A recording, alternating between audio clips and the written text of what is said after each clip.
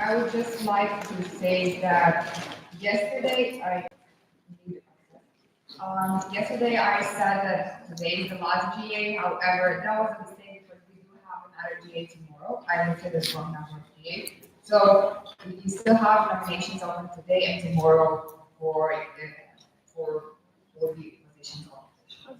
Just to make that clear. So first is nomination for executive committee. Is there anyone? Okay, just let me. Just so you can see who was already nominated. Okay. So, Whitney.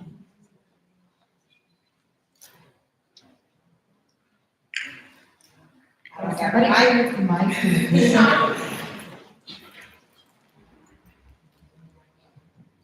Whitney Showers, IVSA USA, bidding number 42.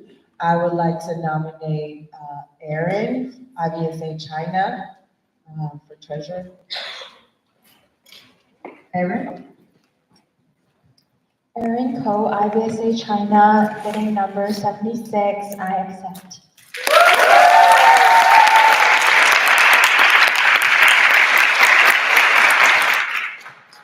Okay, and other, we have one.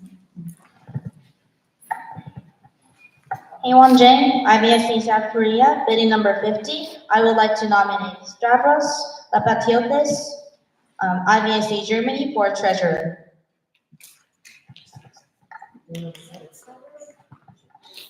Stavros Lapatiotis, IVSA Germany, bidding number 72, I accept.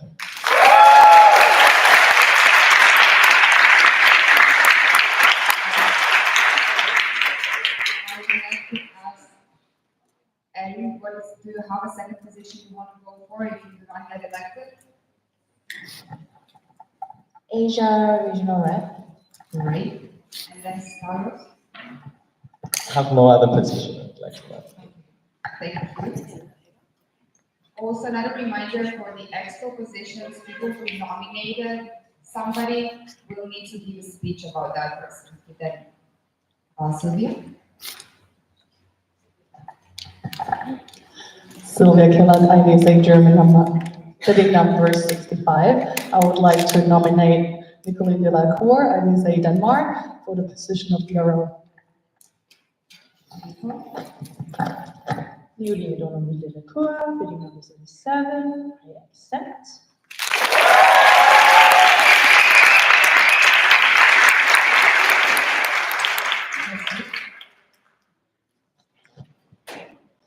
Jesus Hernandez, IVSA USA, bidding number 66. I would like to nominate Daria Cornelia Baxa, IVSA Poland, for the DRO position.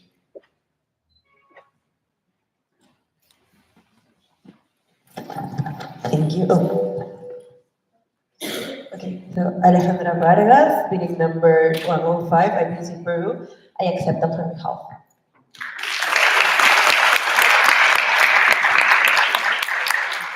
And Nico, do you have another choice, like if you do not get elected?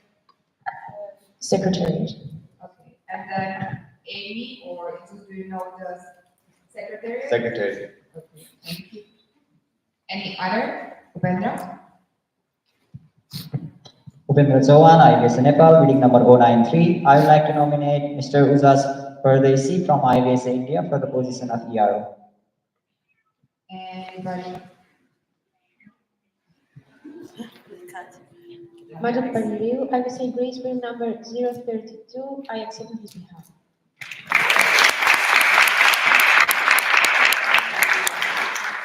Do you know the other position? Secretary. Thank you. Anybody else? Seeing none, nomination are closed, and will be open again tomorrow. Next on the agenda is nominations for chairs of standing committees and candidate committees or networks. Is there any nominations? Yep.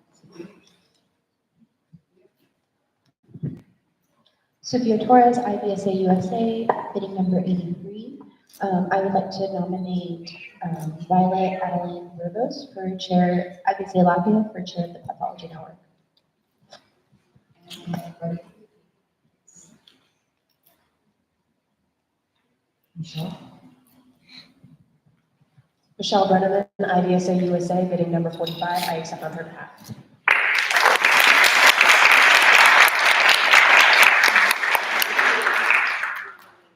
Then we have more with me.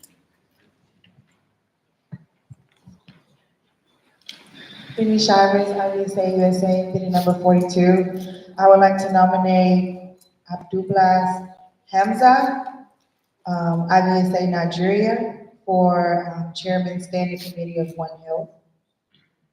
Anybody accept? Here we have. Laura? Lauren Winker, IVSA USA, bidding number 8. I accept on their behalf.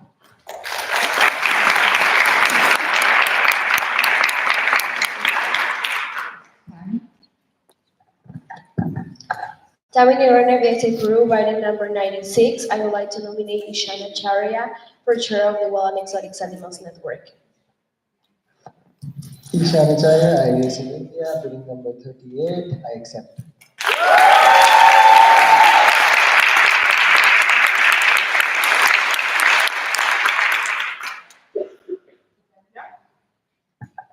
Upendra Chavan, IVSA Nepal, bidding number 093. I would like to nominate Ms. Aswini Selvaras from IVSA Indonesia for the chair of Standing Committee on Veterinary Education. Anybody accept? Yes, Bianca? Behind you, behind you. Bianca Teodora Visca, IVSA Romania, bidding number 5. I accept on her behalf.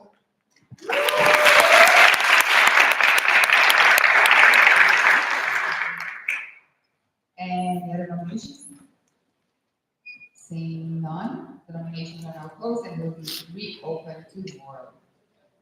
Then we are going to nominations for regional representatives. Is there any nominations? Yes. Karen Sepulveda, IVSA Mexico, bidding number 1. I would like to nominate Alessandra Pupo, IVSA Peru, for the position of regional representative of the Americas. Here. Alessandra Pupo, IVSA Peru, I accept.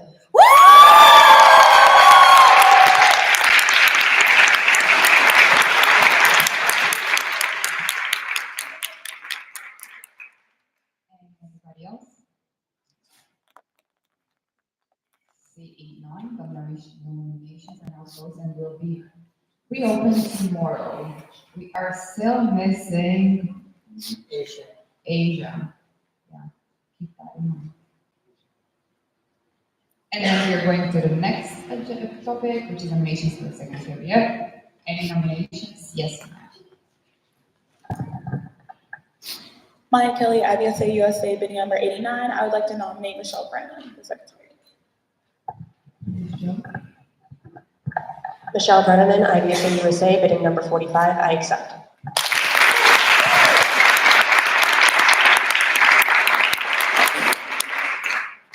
Anybody else? Seeing none, the nominations are now closed and will be open again tomorrow. Nominations for us.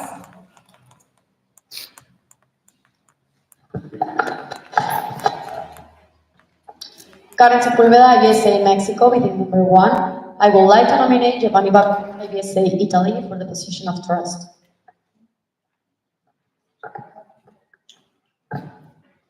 Sophia Torres, IVSA USA, bidding number 83. I accept on his behalf.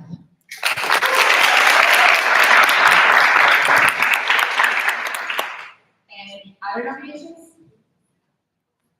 Seeing none, the nominations are now closed and will be open again tomorrow. Nominations for certificate audience? Yes, Claudia.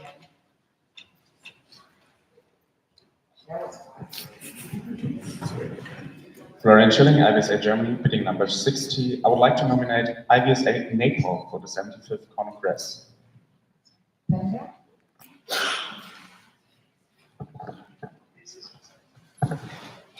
Fifth one, IVSA Nepal, bidding number 193. I accept the nomination.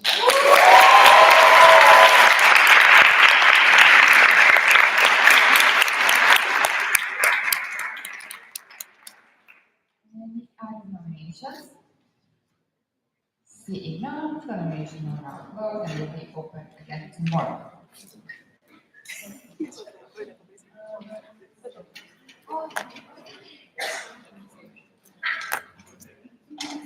Okay, before I continue,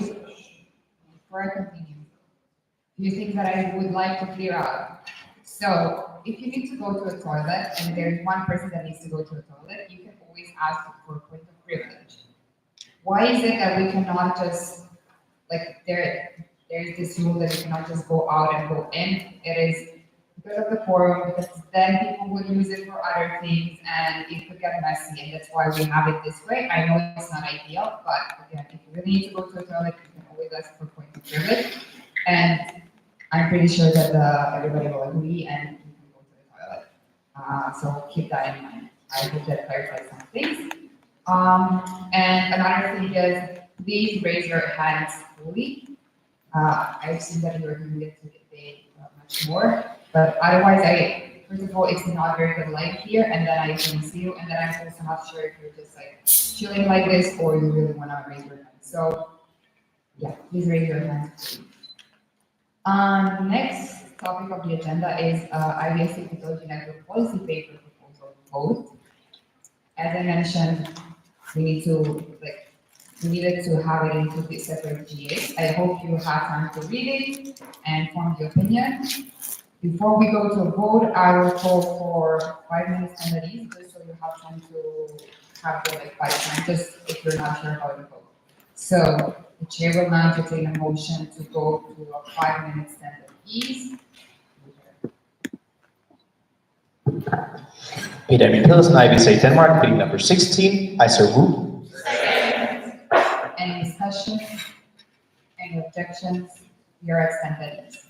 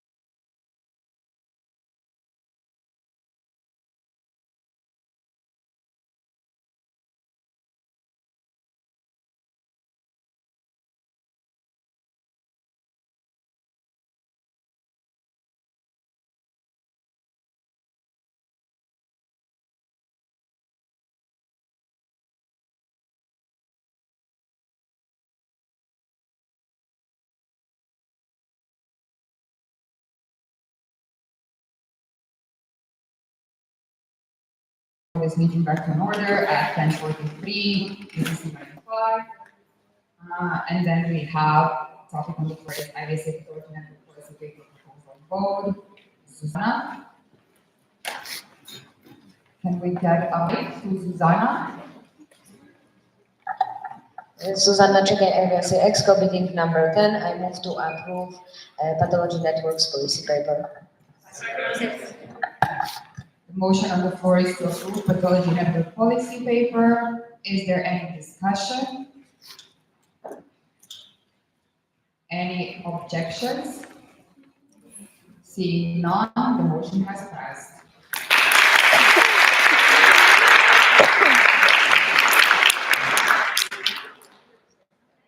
Okay, and then we are moving to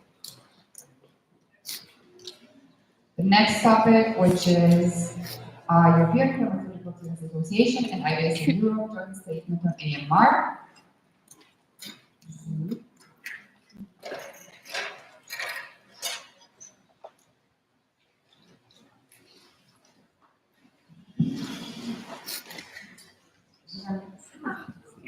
Susanna Cheke, IVSA EXCO meeting number 10. So, this term we another policy paper. It was a joint statement with one of other organizations, the student one, and it was a collaboration between IVSA Europe and IVSA One Health Committee from our side. So, basically, we decided, together with the European Pharmaceutical Students Association, to make a joint statement on antimicrobial resistance, addressing the urgent issue of AMR and outlines the roles and actions needed from various stakeholders to combat. And this paper is concluding only Europe. That's why it was written together with IVSA Europe. And of course, other two organizations we're having slide. So basically, to give you a little overall idea of the document, because I don't know if you already read it, the key points of that is the background, of course, on AMR and explaining the impact of it on humans, animals, and the environment. European organizations that are addressing this problem in Europe, and of course, having legislation already in place contrasting AMR in Europe. And of course, we are having call for action and conclusions. So basically, in call of actions, we are having few stakeholders, let's say, to which we are addressing our call of actions. So the first one is governments. So we want to develop collaborative and coordinated international policies, strengthen the regulatory frameworks, increase national efforts and public awareness campaigns, invest in research and infrastructures, engage with the private sector, and promote transparency and authentic data sharing. Another people who we are calling for actions, let's say, are healthcare institutions. So basically, we would like to support MAPS, promote One Health collaborations, and enhance financial support for AMR initiatives from them. And of course, we are students, so we are also asking academia to help. And our goal for action is to improve curricula for healthcare students, especially those who are not prescribers, and postgraduate to tackle the disparities in AMR education across the institutions, because not every healthcare student is having the same access to knowledge about AMR, basically. So we think we should improve. And another one is, of course, pharmaceutical companies. So we want to implement responsibilities manufacturing practices, support RAA for new and alternative treatments, promote transparency and data sharing, and engage more in public awareness campaigns. And another one, veterinarians, that's us. So we want us to use antibiotics more smartly and adopt preventive strategies instead of overuse antibiotics. As pharmacists, we would like them to inform the patient and provide personalized advice. And all of them together, we want both veterinarians and pharmacists, because both of these bodies were the author of this policy paper. We hope that we are going to raise awareness and educate the general public, because communication is the key, and stay updated and participate in research and innovation, engage more in policy and advocacy, and contribute to the surveillance and collaborate interprofessional And this is the first step to collaborate more interprofessionally, so I hope we're going to do it more. And the final conclusions, fighting AMR requires a multi-pronged collaborative effort, and the help of future generations can be ensured through strengthened policy and regulations, enhanced education and awareness, increased funding and collaboration in error time, responsible practices. And that's it.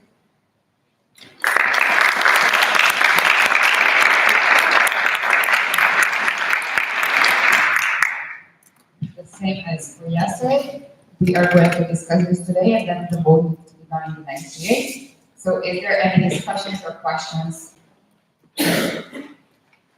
Seeing none. Please, if you haven't read the document, please do it by tomorrow so we can vote on it. The next topic on the agenda is manifesto, Youth for Better Public Health, empowering future public health professionals to improve education and training. That is also on Zoom.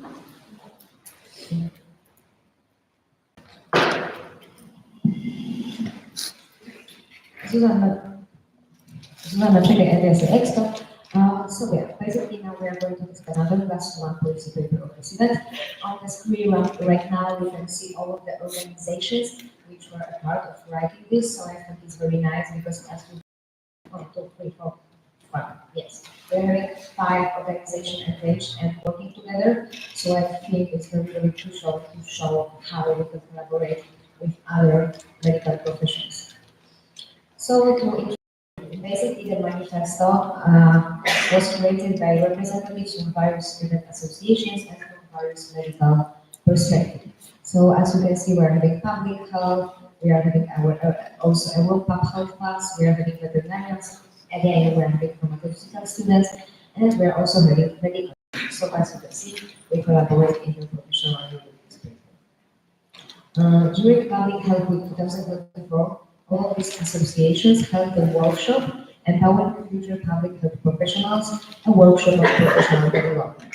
And basically, this was an event which was focusing on the needs and perspectives of students and young professionals in public health, and allowed participants to share opinion and identify barriers to public health careers and propose solutions. And the outcome of this meeting is this, so our manifesto. And of course, the pain points of that is that the manifesto stresses the need for engagement in public health decision making, because right now people are not taking us serious sometimes, and provides recommendations for improving public health education and career opportunity. Moreover, it emphasized the critical role of the robust health system in achieving universal health coverage and the sustainable development goals, and highlights the project's shortfall of 10 million health workers by 2030, especially in and LLEC, due to chronic underinvestment in education and training and international migration of health workers. So basically here you can see the structure of the paper. These are the main points which were described in this paper and the questions which were answered during this whole event. So as you can see, Perdóname que te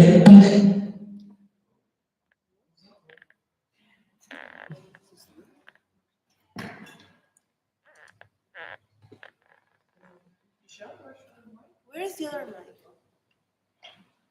okay. Yes. Okay. Coming back. So basically here you can see the questions they answered and what they were focusing the most. So we are having challenges, we are having barriers, we are having actions, what could be taken, of course, to fight with these challenges. We during this event it was also asked about the competitions and about mentorship programs, and basically what is approach of academic institution and how they can prepare us better to work. So yeah. And the challenges and barriers which were seen during This event is limited availability of professional opportunities and financing, societal under-evaluation of public health careers, and constrained budgets and limited resources. And proposed actions by all of these associations are as follows. Specialized in public health education programs, providing financial support for disadvantaged backgrounds, promoting fair job conditions for entry-level positions, and implementing guidance and mentorship programs, and of course, last but not least, raising awareness about the importance of public health careers. And to summarize, the manifesto calls for a collaborative effort to empower future public health professionals through improved education and training, emphasizing the importance of our social engagement, inclusivity, and comprehensive support systems for career development in public health. And that's it.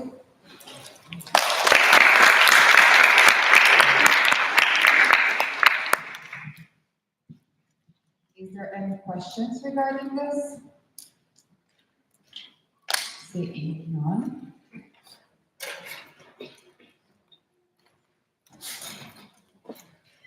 Since the next GA topic is a very long and extensive one, I will entertain a motion to go into like a 10-minute break before we start. So Joe would like to entertain a motion to go into a 10-minute break. Dara? Just give Data, IVSA Slovenia, number 6, I so move. any discussion? Any objection? We are in a break.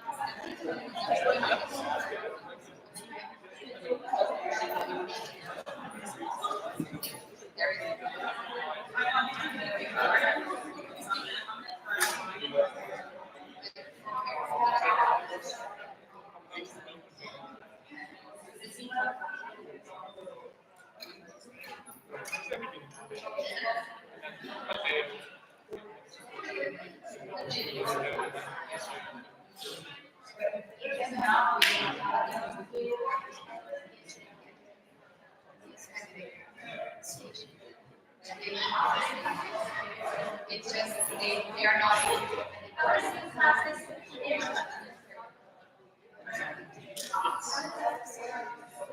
You be really careful. Like, it does happen that it goes really wrong. And then, like,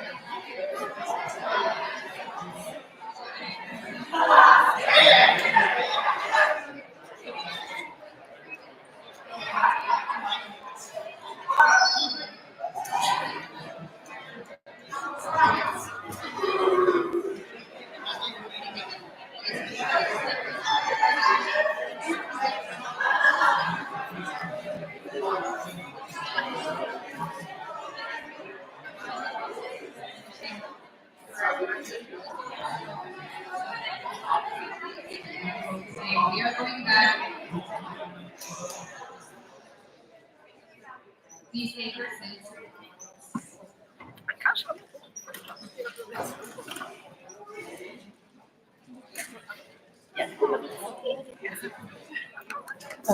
Where is the other mic? We have two mics. Ishan, do you have the other mic? Okay, good.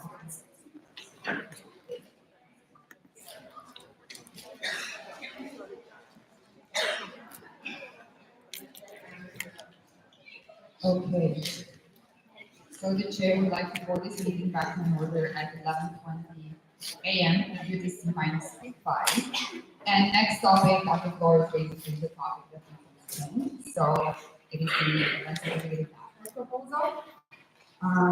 The motion on the floor on that one was to approve the online proposal made by Influence and Visibility Task Force, and we are going back to the discussion part. So, Majority, you wanna?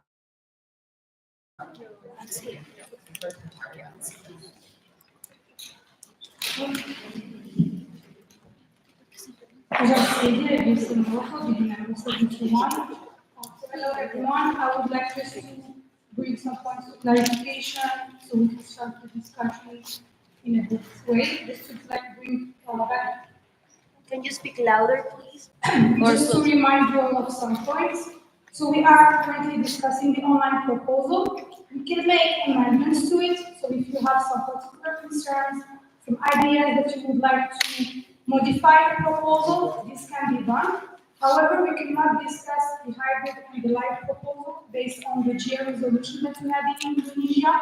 So the goal for us today is to discuss the online proposal. We can make amendments to it, and we will vote for the GA resolution afterwards as well to precise all the points that the GA commits to do in the future. And I would like to just start this discussion by also mentioning another point. I know there was an SPC comments document that was sent having some comments regarding the Events Inclusivity Task Force. I would like to just say that this document was sent without prior notice, so we did not go through it and we did not discuss it. And it does contain some misinformation, such as the mention of the regional rotation in the online symposia and the fee for the regional symposia. This happened because the document was sent without anyone checking it before. So I would just like to remind you not to base all your opinions based on it, but to try to ask questions here, to discuss your concerns, so we can have an agreement and try to see how we can move on with the online proposal.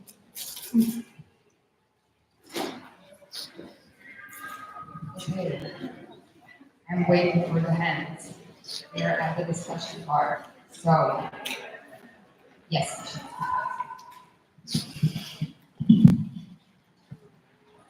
Michelle Brenneman, IVSA USA, bidding number 45. Speaking with the other Americans, we acknowledge one of our biggest concerns was ensuring that since the goal of this resolution is to have better representation for MOs that haven't been able to be present at live events in the past, we want not only a guarantee that they would be able to be represented at these online symposia, but that in the future they'd also be able to attend more live events like the live Congress that was still be taking place. And so something that we discussed was when we make this GA resolution, after approving this proposal, we can include in the resolution that we want funds that would be saved by having the online event to be allocated towards the DAD and the Development Fund to ensure that MOs that are underrepresented at live events have more funds to be able to attend the Congress that is still live. And I think that that would be the best solution to not only have better representation in an online format, which we agree has some things that are lacking versus the live event, but that these people would eventually be able to participate in the live event as well. Thank you, Michelle. Anybody else? Yeah. Rike Sanka, IVSA Germany, bidding number 85. About the topics had by the previous speaker, suggesting that the money saved for the online proposals is going totally into the DID would make the point of making internet packages possible would destroy that point essentially, because as of right now the proposal is suggesting to divide that money, therefore not making that many travel grants even accessible for Congress. Can I just repeat, because I'm not sure if I got it right? Your point was that the money that is saved would also go to internet packages, so therefore there wouldn't be as much money, or did I get it wrong? Sorry, I'm just trying to write it down.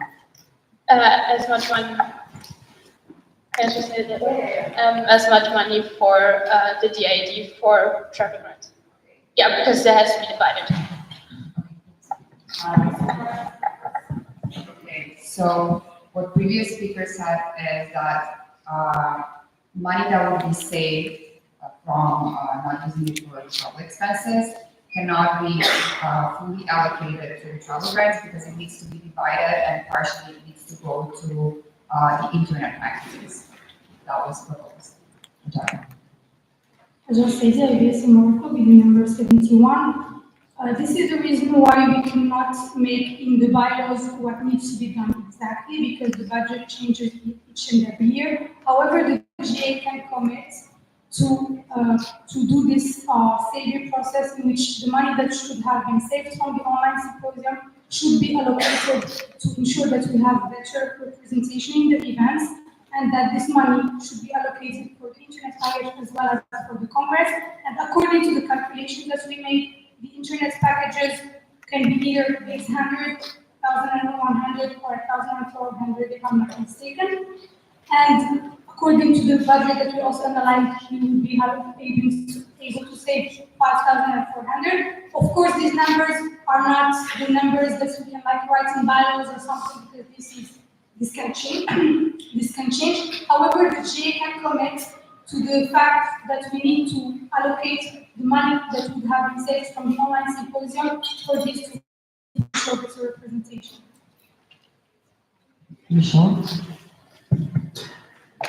Michelle Brenneman, IVSA USA, bidding number 45. Going off of the previous points that have been made, essentially what we could do is in the GA resolution, have it such that during the evaluation period, we keep track of what the budget would be if we had both events live. They want you to speak slower. Oh, okay, sorry.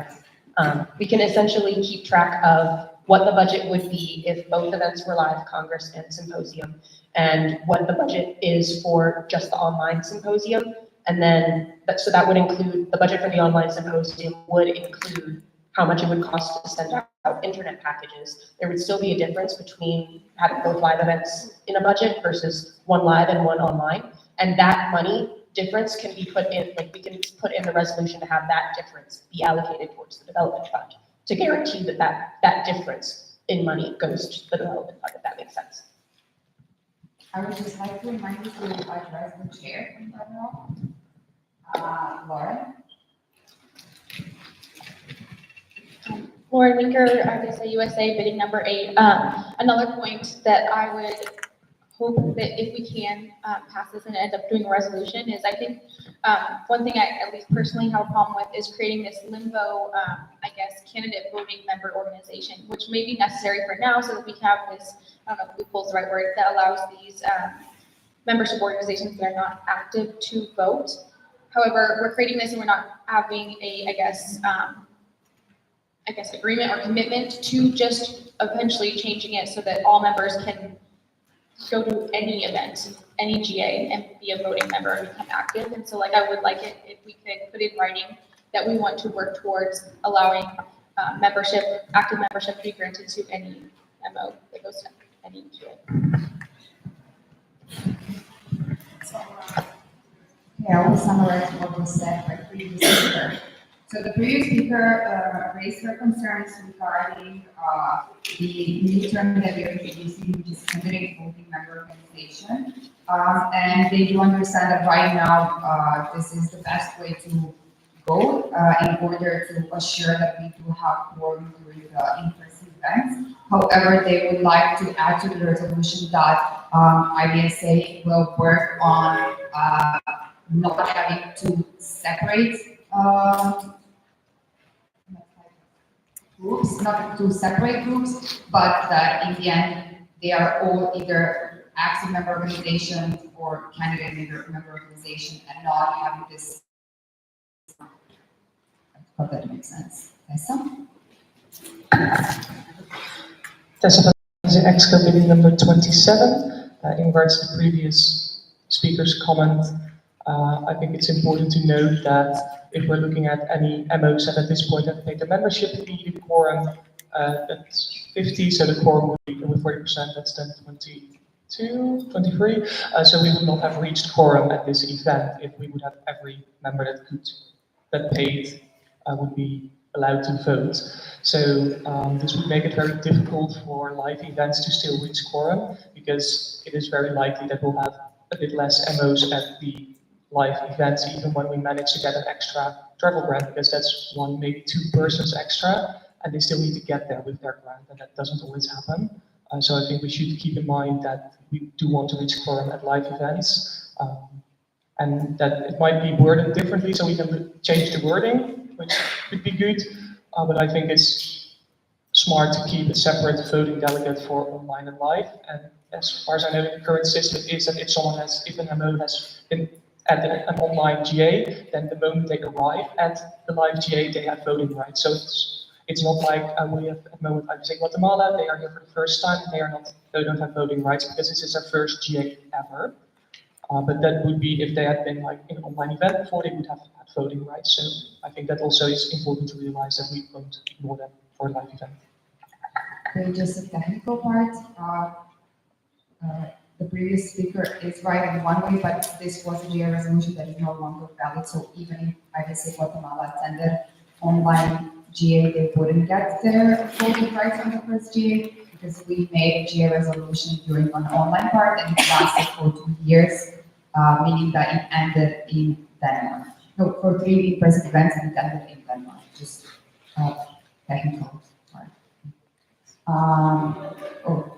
We have,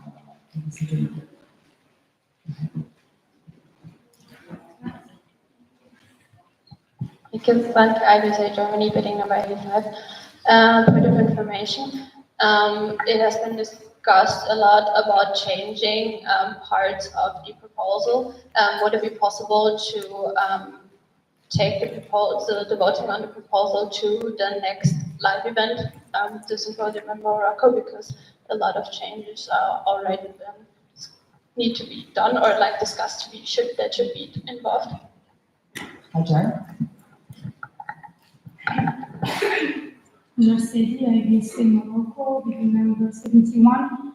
I will want to first address the previous issue. So regarding the candidate voting member organizations, it will not be as the candidates most because at the first meeting of the GA, they will acquire their voting rights. So they will be at the same, like they will be equal to the voting or to the active MOs since the beginning of the GA. We are just maintaining them as a separate category to ensure that we don't have problems with quorum.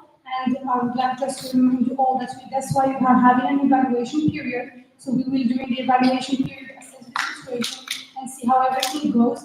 And it's better to keep it this way now since it is our first trial on this. And regarding the second concern that was brought, we are discussing now the proposal. Of course, if the GA votes later on that we can make the changes in the upcoming event, this would be possible. However, for now, the motion is to discuss the online proposal. We can make amendments to it, and we can try to. And we will be voting on it now, and we will also be having the GA resolution in which all the points of concerns can be included. I'm not sure if this answers your question. This answers the question of the previous speaker, or if there is any more concerns.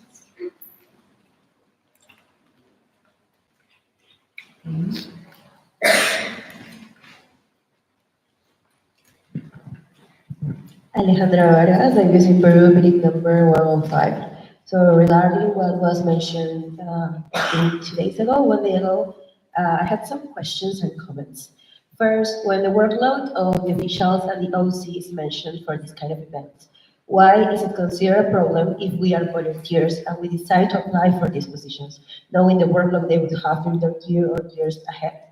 Then, I think you said we cannot mention hybrid version anymore, but is there a way, what will be the protocol to go back to the hybrid option? Because I think for most of us, it's like something we would like to value again. Regarding the inclusion of time zones, with live events, wouldn't it ensure that at least a large part of the quorum or the entire quorum is in the same time zone? Or if they want to be inclusive with the countries mentioned, like the ones who have problems to attend, couldn't the proposed UTCs vary to the time zones of the MOs they want to reach? Sorry, I would say you cannot read the full statement. Like you can have the points and everything, but you cannot read it. Or if it's somebody else's statement, you need to ask. No, it's because I wrote it in Spanish and it's a translation, so to be clear, like, in English, like, Okay, then you can continue, but in general, it's against the rules of order. We cannot read from the book. oh, no, it's a translation too. Okay. It's translated, so, no. And finally, regarding the savings that you mentioned about like 5,000 euros, I have been a delegate and now see the budget managed comes for these events comes mostly from the fees we pay as delegates. So where does the savings come from? And the specific, like, where are you saving this money? Like, I don't understand the composition of these 5,000 and something euros. How would events like benefit from this specifically? Yes, those were my questions. Just say the IVSA Morocco with the number 71. I'm not really sure I got all the points, so I will answer to the points I have typed down. And if there are any more questions, that you can always be brought. I will start with the savings point. It was like the savings are coming from the reimbursements of officials. Because for those of you who are not aware, for the officials to attend here, EXCO have their travel grants, their travel covered as well as half of their membership fee. The other officials get one of the events reimbursed for travel expenses for 25%, and also half of their fee. And the trust have a budget of 2,500 euros that is allocated for their travel expenses. We are reducing the trust budget from 2,500 to 1,500. We are removing the full reimbursements of EXCO for the online symposium. This is the changes that's making this budget. There is a detailed budget in the proposal. You can go to it and you can read the whole budget. Regarding the hybrid aspects, the point of order is to discuss the online proposal. We can have some mentions about the hybrid events, but we cannot discuss it fully because according to the previous GA resolution, we are presenting the online proposal. So we are discussing the amendments that can be made to it and that cannot be made to it. In the case of the online proposal that's being approved, we will still have a GA resolution, and in this GA resolution, then we can have anything else that is not the online, like nothing. We can mention stuff about the hybrid proposal, but we cannot switch to it right now because this is not the point of order. Okay, and there was another point about the workload. So the workload is that now currently how is it? Is that as soon as the officials get into their positions, they have 3 to 4 months to prepare for a live event. We have a lot of problems. We have a lot of resignations in the teams of officials. We face a lot of problems to communicate with the OC and everything because it is really hard when we are changing terms and everything. So if we are having the live events at the end of the year, it would mean that the officials will have more experience and will be able and will have also enough time to organize the full live events. So this is mainly the concern. We have a statement from the previous MOD regarding the workload. I would like to ask the GA opinion to read it. Is there anybody against reading the statement? Amish? Would the statement be repeated like what the last I cannot hear you. Could the previous speaker please repeat what they said? Sorry. Ms. Gala, yes, EXCO, could the previous speaker please repeat what they stated in front of the GA because I did not hear it. Okay, so the question was that we do have a statement from the previous MOD regarding the workload and if the GA is fine with reading it. Amy? Alejandra Vargas, I visit Peru, bidding number 115. By the previous MOD, you mean you, or sorry, the chair, or Timo, or who? Let's say, no, the previous you mentioned, so keep the current MOD. So which one of those? Sorry. It is made by Timo, I think.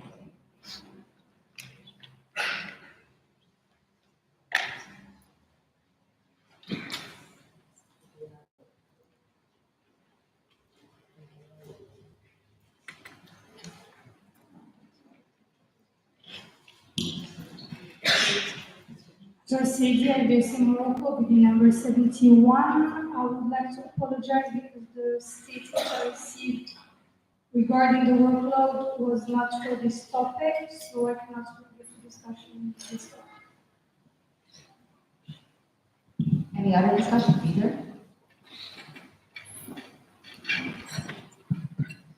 Peter Pedersen, IVSA Denmark, bidding number 16. I would like to ask the chair, I suppose, all of the expected MO participation for the proposed online event, are these based on numbers all attained during COVID times? If yes, does the EIT reconsider it, I want to say, how do you say that? Relevant and to entertain these numbers when we were under such extraordinary circumstances where the only option was online. It seems quite based on a slim data set.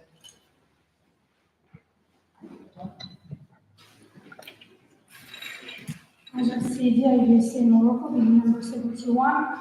The numbers we have for the online proposal for the online events that happened during COVID. Of course, we have them because there was COVID. However, it is important to note that we had a huge amount of MOs that attended an online event, and it was their only event attended ever. So this is relevant to the discussion because it proves that these MOs will still be able to attend the online events and have the want to attend the live events. And during our survey and our focus group discussions, many of these emails expressed their need, stating that during COVID, this was the only time that they felt important in IVSA, and that the GA also gave them the opportunity to be part of the decision making of IVSA.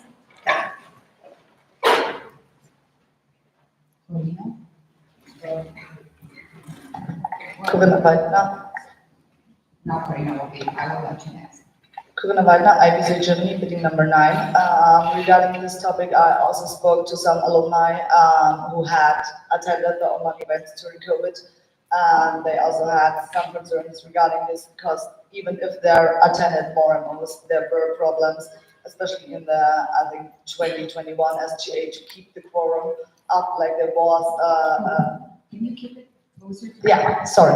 There was an online attendance committee founded because it was so hard to keep it up, keep the members, the number of members up during the event. And like even if with the on the proposal now, they have more time to prepare something and make it better than it may have been during COVID. We should keep in mind that during this time, like the previous speaker said before, it was the only possibility how people could meet. So the will to attend online events may have been much higher than it's nowadays. And like also we had the problem that lots of MOs got inactive during COVID. Like in Germany, we had 3 chapters dying during this time. Munich was reduced to about 5 active members. So also what was in the proposal, like that MOs getting inactive, it's not only about attendance at live events. It can have many various reasons why MOs are turning inactive, and to only have the possibility to attend online was one of the reasons during COVID. Okay, Peter, I think you had a direct comment. I'm very sorry, so if you still have it. It was supposed to be addressed. Oh, okay, thank you. Then Zoom. Susanna Czekaj, IVSA Expo. To comment on what previous speaker said, I think it's very hard to judge it because it depends on member organization, local chapter. I can meet by example of IVSA Poland, which increased during COVID and online activities. I also wanted to bring the point to the previous speaker that, in my personal opinion, based on the perspective of being committee coordinator, we don't have to worry. Can you speak slower, Yes, please?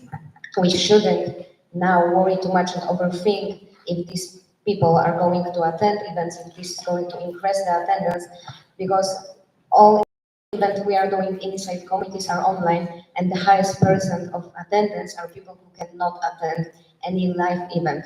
So I know that all of these members are just waiting for them to their voice be finally listened. Ishan? Ishan Acharya, IVSA India, bidding number 38. To address, I would like to further address the previous speaker's point. I would like to ask the DAD and the EXCO how many travel grants were given out for the last 5 events. And if they were not given out, why not? And also to address the point where we would increase the DAD's budget to give out travel grants, how would we do that considering we will not be earning the DAD merch sales and the live auction budget from one of the two events. And further, I would like to ask how much money we had earned from these events in the past, which we will not have for giving out such travel grants.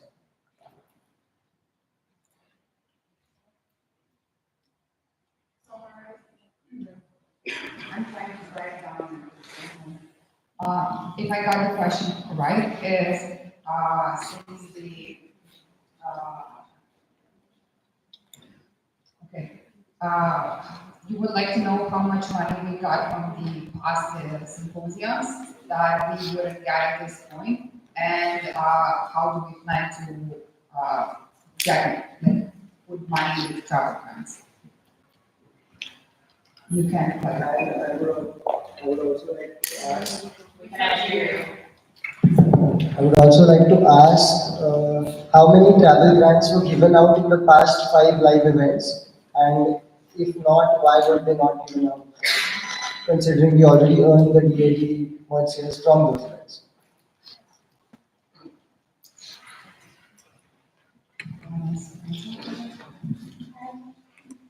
Hello, Sadie, Morocco, bidding number 71. I have an answer regarding the two previous concerns. So regarding the MO's attendance for online events, the way to maintain quorum, we would like to adopt the same approach as with the government, which is having the committee that will be in charge of it. And regarding the fact that MOs will become less active, I would like to just say that this, I will here bring my own opinion. I am from IVSA Morocco, and I am currently a trust. I was last year part of EXCO, and before that I was part of the secretary, and before that part of the regional team. And my involvement is mainly due to the fact that we had the online special general assemblies during COVID, because they were the only option that was accessible to me at that time. I got more involved in IVSA, I learned a lot about IVSA, and I got the opportunity to join the team of officials and to continue with the work I've done. And I'm pretty sure that if we didn't have this online symposia at that time, I wouldn't have had the opportunity to get more involved in IVSA and to learn more about it, because the general assemblies are really important for us, and this is the only way that granting the MOs that don't have a voice right now to also be able to participate in the discussion. The second thing I would like to answer regarding the point that was brought from the online fund, from the DAD, just as a matter of discussion, we have in our proposal the proposed solutions that can be done to cover for the fact that we no longer have an auctions and merchandise during the symposium. We are proposing the online fundraising and many other projects. This is why we are having the evaluation period, and in the evaluation criteria, it is mentioned that the development fund budget needs to be evaluated as well after the evaluation period to see how effective these methods were. And regarding the travel grants, we had travel grants in Brazil. If I'm not mistaken, there were 5 travel grants, one per region, and we had for this event 2 travel grants. The thing with travel grants is we used to do them based on the sponsorship we got. In Brazil, there was a sponsorship, so there was the possibility of getting the travel grants. And then from that moment, there was a lot of tries to get sponsorship for travel grants. That's why we had a proposal that we have been working on with the DAD and the ERO to try to get some sponsorship for the travel grants. Now, the thing we are proposing with this online symposium proposal is that the money that would be saved from the symposium should be allocated for the travel grants as well. This does not mean that we will not work on the sponsorship. However, the sponsorship is something that we are still working on. We are trying to get it, and we hope that we will in the future get more and more sponsors to cover for the travel grants. The approach we are proposing now is to use the saved money from the symposium cost for the reimbursement and everything can be used for the travel grants as well. IVSA Guatemala. Chair, one other thing, Chair. Yes, point of information. Your mic, please. IVSA Guatemala has their hand for a very time, so I will give them the. Daniela Ramirez, IVSA meeting number 88. I just want to state that this is a direct translation from Victoria. I'm just translated into it. Okay. So we were accepted as a new MO in Denmark, but even before that, we had many trainings with regional team for us to understand how the whole association works. I am extremely pleased that I, Victoria, IVSA Guatemala president, got a reduced fee spot so that I can attend this event paying half of the fee, which of course helps a lot due to our country situation and our own situation. Even though we as a DIA country experience a hard situation and it's difficult for us to attend such events, we think that the problem won't be solved, but putting the symposiums online as we want more help to attend those kinds of events. We have a different representation in live symposiums and congress, and we're working towards getting more sponsors, but what we're missing is help in training and all of that stuff. We're new, but we think as the first time attendees to IVSA global event, more and other things can be done to help in this aspect and make it more exclusive.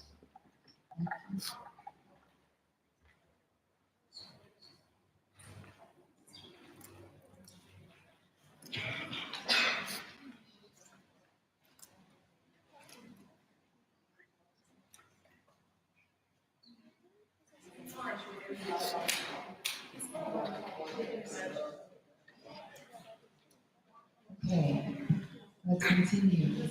Ishan, you wanted to have a direct consequence from the council. Ishan Chaya, IVSA India, building 38, thank you.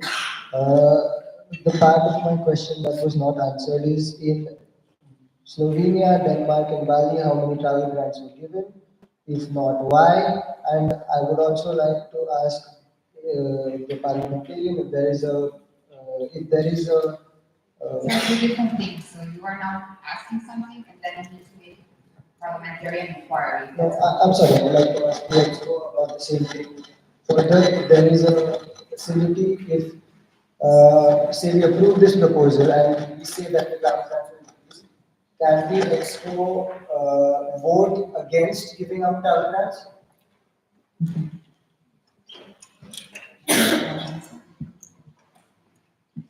I will answer first, the IVSA Morocco with the number 71. I will answer regarding the second part. If we have a GA resolution, the expo cannot be against what was decided by the GA. So between the GA resolution, we have that the amount of money that would be saved from organizing the symposium should be allocated to help increase the representation in the events. Expo cannot approve against it, but we cannot put like in our bylaws or something the exact amount of money, because this is dependent on the budget we have and on the travel expenses that will be needed for the event.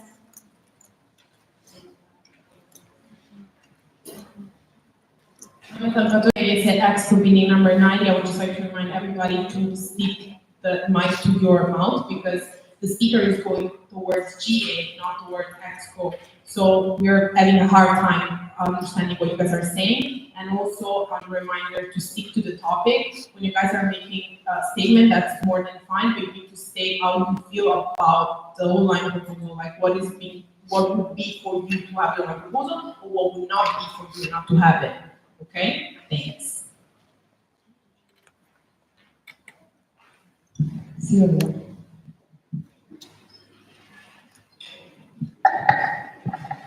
Sylvia Killer, IVSA Germany, bidding number 65. I agree very much with the previous speaker. In my head, just a calculation of giving out more travel grants sounds like a really good option, maybe providing more space for a few delegates to attend.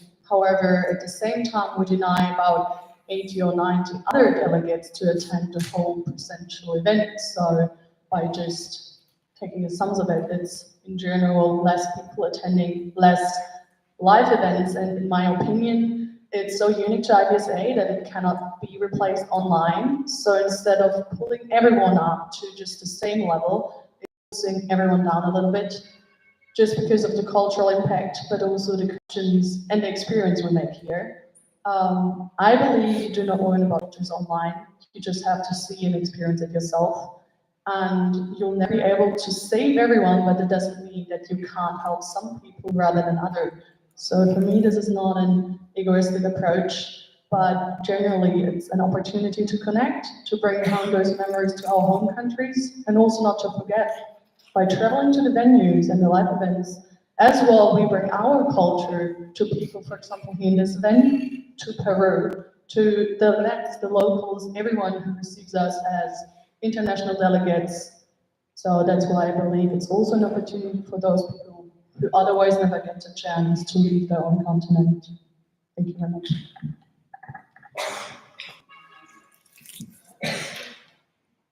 Ajosida, IVSA Morocco, bidding number 71. Of course, in an ideal world, everyone would like to have two live events in which everyone is able to attend. However, we are having many restrictions, and the travel grants cannot ensure that we will be having travel grants for the two events, and because in order to have representation, we need a lot of money. We are working on it, we are trying to do it, but as a first step we would like to do would be to have this online proposal for a period of evaluation, because this will help us to get representation from the MOs that never have the opportunity to participate, and that even they are not here to vote. For example, MOs from Sub-Saharan Africa, we have none, and we are voting for the regional rep of the Sub-Saharan Africa region. This kind of decisions, and we want to increase the representation of MOs, but we need to think of the reality of the situation. No one can say that non-live event social part is comparable to the live event. This is something we can all agree on. However, we need to keep in mind that the first thing that's bringing us all together here is our GA in order to decide on the future of this association and in order to discuss it. We still have regional events. We still have exchanges between MOs. This is where the cultural aspects can still be ongoing. And we are also still having one live event. We are not removing the two live events. We just want to make a compromise to try to hear the voice of the people that are never being heard in the general assemblies of IVSA. Sure. I think she wanted to have their Ms. Gala, IVSA Exco, since a lot of points are brought about the AD stuff, I would like to clarify some things. In the past 5 events, we've had 2 travel grants happen from the past 5 events, which is Brazil Congress and this Congress. We did not have travel grants in Slovenia, Denmark, and Bali. I tried to have them, but Exco voted against having travel grants at Bali. Second thing, yes, the Brazil ones were sponsored from our sponsors, but the ones that we did here were done from the money that the DF earned during Bali. And as for the delegates that wanted to know about, the previous speaker that wanted to know about how much money do we earn from our events, based on the previous data I have available until about 2017, per event we generally earn around 7,000 euros on average for the DF. Thank you. IVSA Mexico.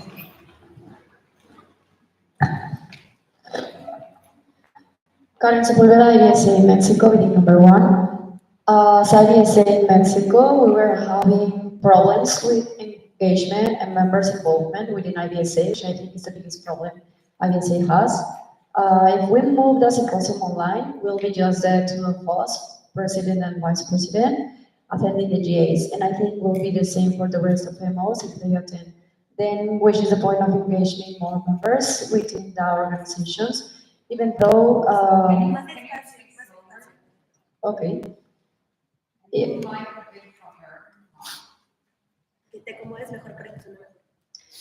Okay, even though we are not a DF country, we also struggle allowed to travel to those kind of events, but we do think that we should listen more to members' opinions and give more time for this topic to be discussed and take more time to explore the hybrid option.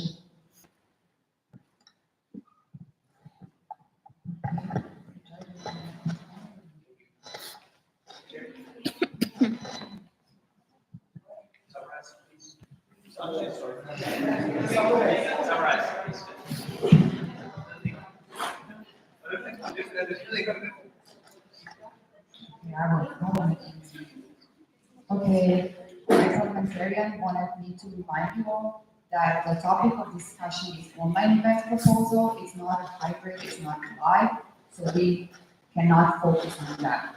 That's the worst thing. Maybe somebody can speak here, South Korea. Oh, sorry, let me just summarize. Okay, first I need to summarize and then we will speak. So, at the beginning, there were, so in the beginning of the discussions, there were some concerns raised regarding the money, the saved money that needs to be, that is proposed to be allocated to the AD, that it should be divided for the internet packages and travel grants. And then there were some questions about how this should be done, and it was emphasized that GA can commit that saved money is going to internet packages and travel grants for revolution. Oh, and then there was questions regarding how to allocate budget, how we should, how the exact amount of money should be decided, and then it was suggested that it can be done based on the in-person event that we would either way have, and we would budget for like, travel expenses, that the same money could be used to allocate this budget to what was previously mentioned, internet packages and travel grants. There was a concern regarding adding the candidate voting member organization. However, it was also addressed that this is something that can be addressed in resolution that IVSA commits to working on giving member organizations just two categories in a way. Then the TESA, oh sorry, one of the speakers, I'm sorry. One of the speakers emphasized that this would be difficult in order to assure the quorum, that having only two categories would affect our quorum for in-person events, which IVSA is already struggling with. Then there were some other concerns regarding the RISE workload being mentioned, because members who apply for different positions are volunteers, and therefore that's their choice to go in that direction. And then there was again addressed about the whole thing about saving and where does it come, the saved money, where would it come from, but that was all so clear out. And then the workload was addressed by obviously, I guess, having a lot of resignations and having having a lot of resignations and having more and more having two in-person events on top of the regional events as well. Then there was some concerns that were even raised by alumni that it was hard to keep up members during the online events. And at that point, that there were a lot of MOs struggling with the engagement.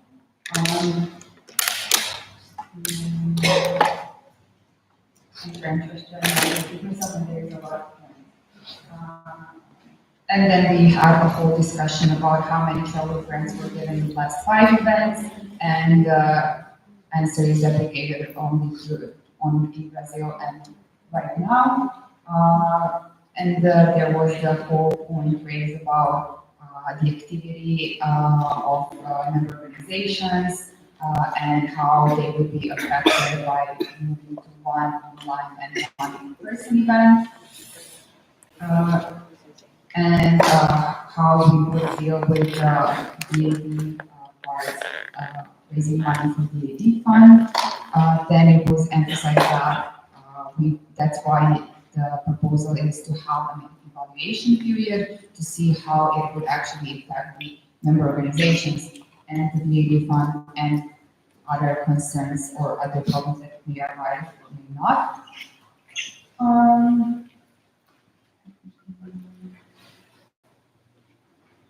Then there was the point raised that the live events are also a good point for exchanging cultural experiences, and that's why that's a part that we would miss compared to the online.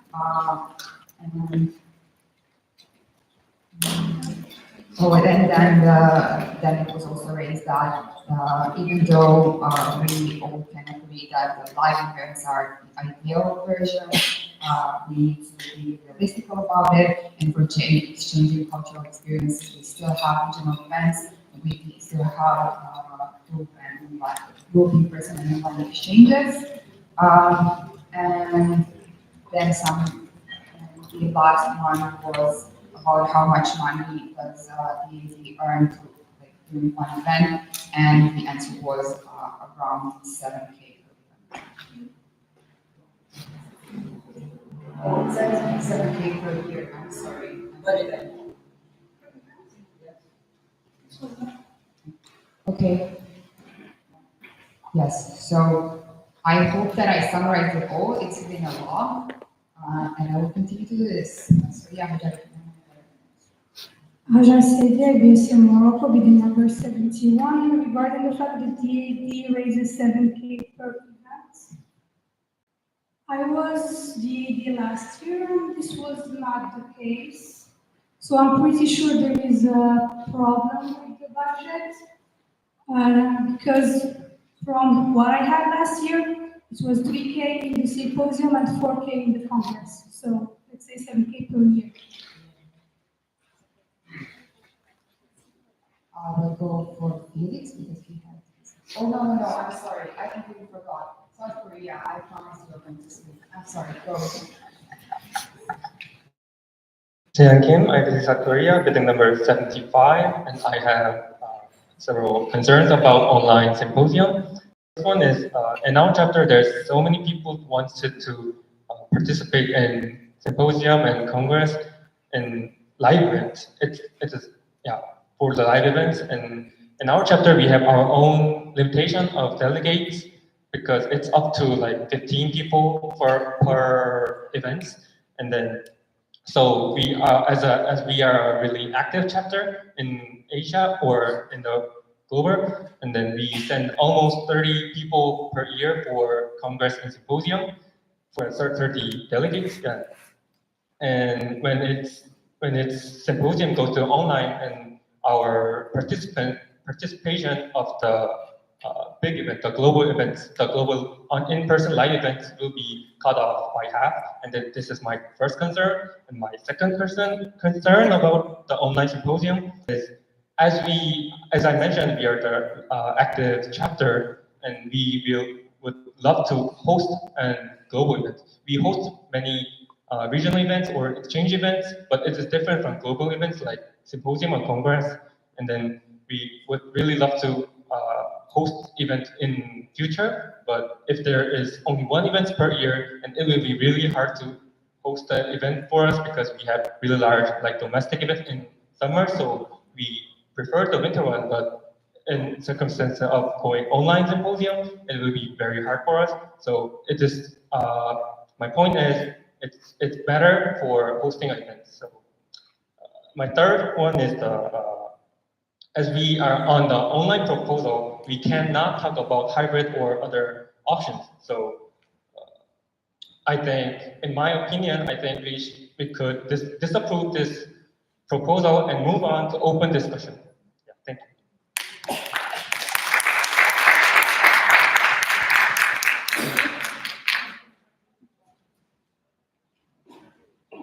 Really?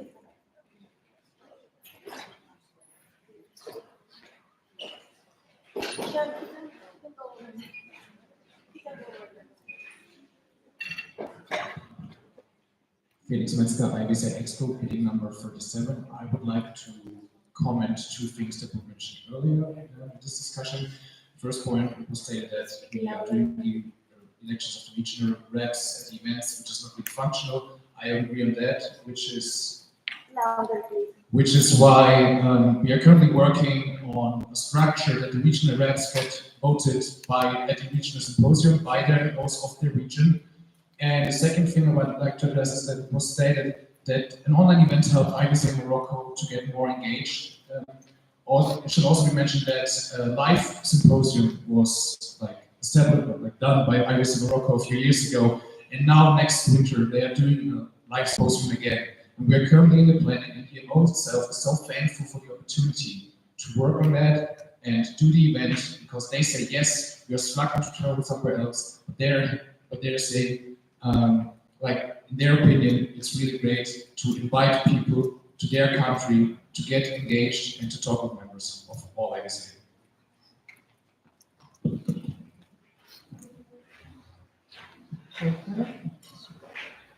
IVSA Morocco, meeting number 71. I have a direct comment about what the previous speaker mentioned regarding IVSA Morocco.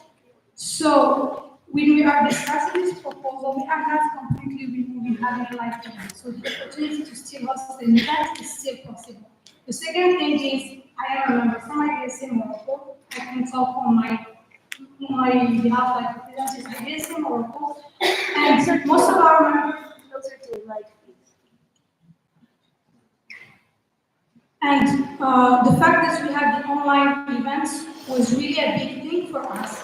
Because if we hosted the online live symposium before COVID, if there were no COVID and the events kept happening live, I'm pretty sure that we wouldn't have much involvement with IVSA Morocco. It is thanks to the online symposium that me and many other officials from Morocco were able to get more involved, join the IVSA team of officials, and contribute more to IVSA. And as I said, it is really hard for us to travel. I have been traveling these 2 years as an official, so I'm getting reimbursed, but still I have to deal with visa issues and everything. And I think it is really important to take into account when we are talking about the fact that we need to travel, that there is some members that have more and more restrictions to be able to travel, and that the online opportunity will really help them, especially that when we are having our events, we are making important decisions, we are having important discussions, and it is the best way to get more involved with IVSA. Okay. The chair will now entertain a motion to go into a 10-minute break. Break or ease? What? Break or ease? Break. So people can go out and go to the toilet. There is, what is the mic? Peter Emil Pedersen, IVSA Denmark. I so move. Any discussion? Objection? Seeing none, we're at 10 minutes.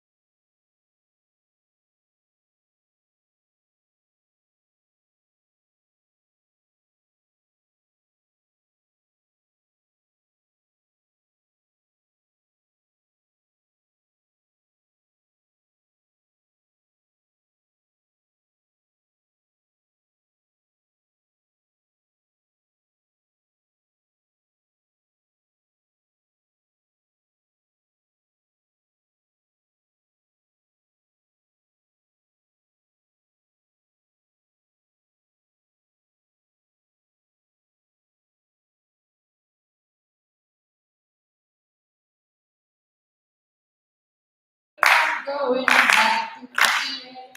We are going back to GA. We are going back to GA. We are going back to GA.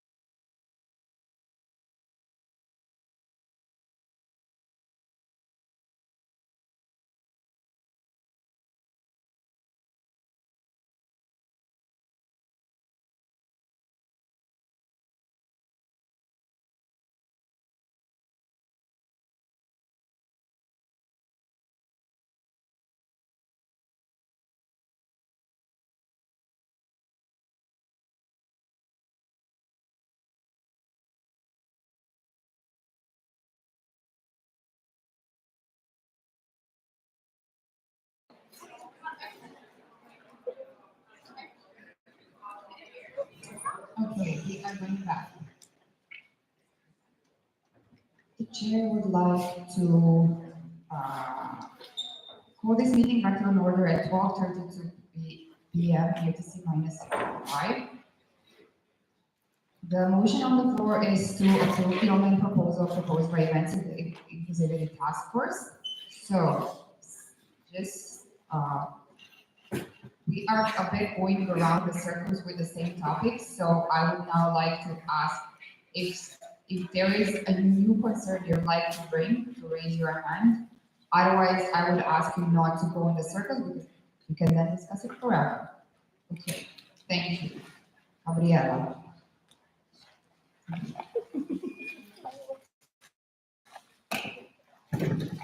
Gabriela Grande, say Italy, bidding number 59. I just wanted to express what I feel about this. So I'm aware that this is not the best option forever, but right now I feel that we do not have a lot of options. It's the best that we have right now with the conditions that we have.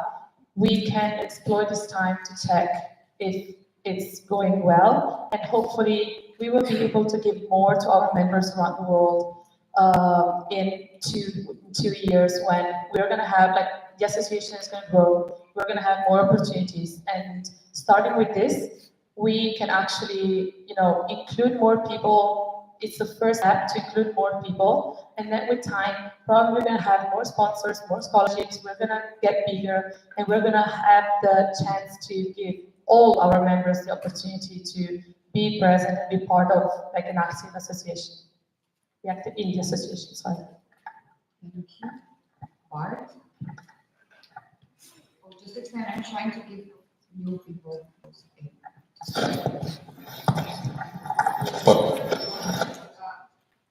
Bart Vollessen, IVSA Netherlands, number 63. To kind of add to what previous speaker said, because I totally agree, I would also like to remind everyone that the people who are here are people who were able to come here. We're obviously heavily biased to an event such as this one, because we can all be here, we can have a fun time together, we can share our culture, but please also think of the people who couldn't make it and who have not been able to make it for many, many years, who need representation, and an online event could help them get that representation. Thank you.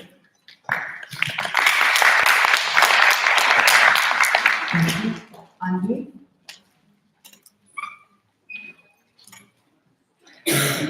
Andrei Popa, IVSA Romania, bidding number 11. I have two questions. The first one is, why does the evaluation period need to be 3 years? Couldn't we maybe possibly make it 2 years? Because I understand 1 is not conclusive, but maybe 3 is too long.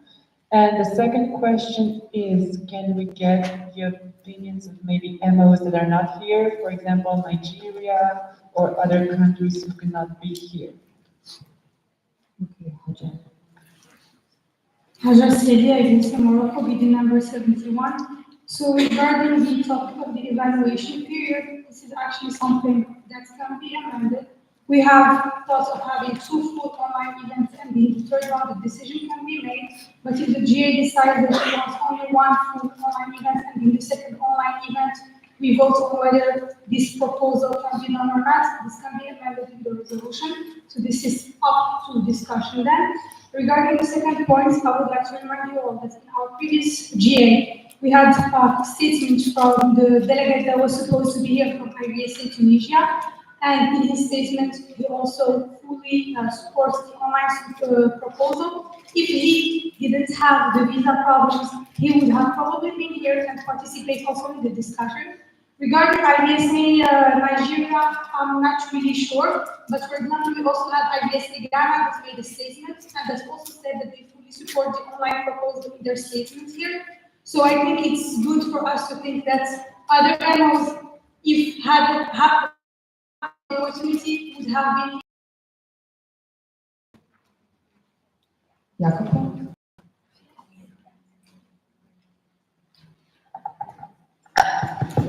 Giacomo Filippini, IVSA Italy. My biggest concern when this discussion 2 days ago was regarding the engagement and the appealing of students who must attend this event. Right now, I would like to share with everyone my thinking that I have done during these 2 days. And basically, IVSA has experienced already occasion that provided online symposium, and I'm referring to regional symposium. And I'm aware of the regional symposium and normal symposium. They are different. We're talking no GA session in the regional symposium unless we are having a GA session in the normal symposium. But so literally, I changed my mind when I saw those regional symposium in America and Asia had several participants and several attendants and several actually students who are happy and present to be here.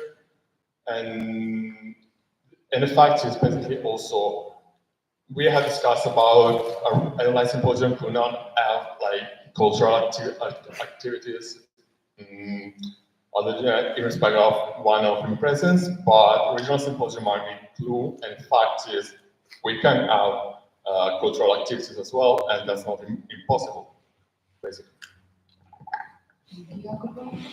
Yes.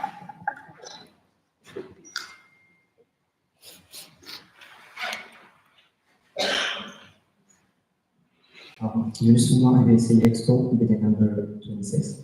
I would just like to say to the GA that the Exco and Trust opinion are in favor of this proposal.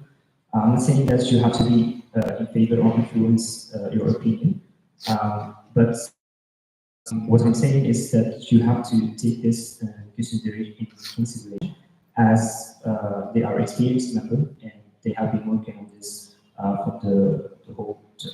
Thank you. Okay, I wrote a list of people. Peter.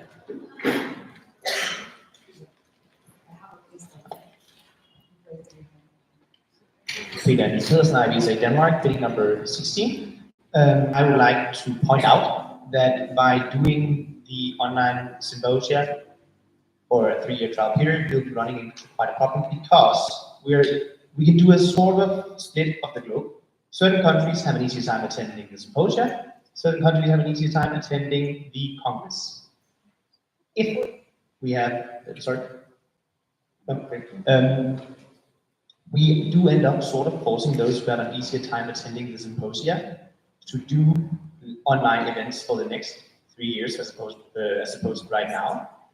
If we do read the SDC, you'll see that the average lifespan, I want to say, of an IVSA active member is approximately 2 to 3 years, meaning that you'll just have an entire rotation of people not repeating this. You'll also have a really difficult time with sort of having a hook, something that wants to interest people. The IVSA is super important, the GA as well, but I would not be here if I had not heard of all the other things. The politics interest me, and I find this really intriguing, but it's hard to get here without some sort of hook, something to attach it to, if that makes sense.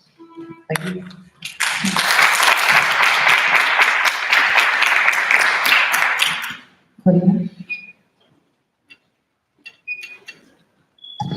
Corinna Wagner, IVSA Germany, bidding number 9. I want to point out one more point that was not brought up yet regarding that EXCO will still meet in person further on during the online symposium, as they stated themselves that it will impact their work negatively if they will work online. From my experience during COVID, during different work groups, and also Germany, I can say like smaller work groups can work efficiently about online, whereas it's more difficult in big work groups, and I'm not sure if we really want the GA as decision-making body to impact their work negatively when EXCO even states that it will impact work negatively. And in conclusion, I want to remind that statement against this proposal does not necessarily mean a statement against online. That could give the EIT the chance to strike at the floors in this plan. And we approved the SPC now, so we could do the event strategy task force. We could do a hybrid version as well when we don't approve the proposal today. And then Morocco would have both versions back on the table, and we could see what is the best choice. Is hybrid really possible, or is it maybe not? I'm sorry, I lost. So yeah, I just wanted to keep you in mind like that. This is a very big decision, maybe one of the biggest we ever made. And I don't think we should stick to an okayish proposal because like it has flaws. It was main flaws of this proposal were pointed out during this discussion. So it is a big decision, and a 3-year period will affect a whole generation of IVSAs. So I don't think we should approve them, something we are not 100% pro.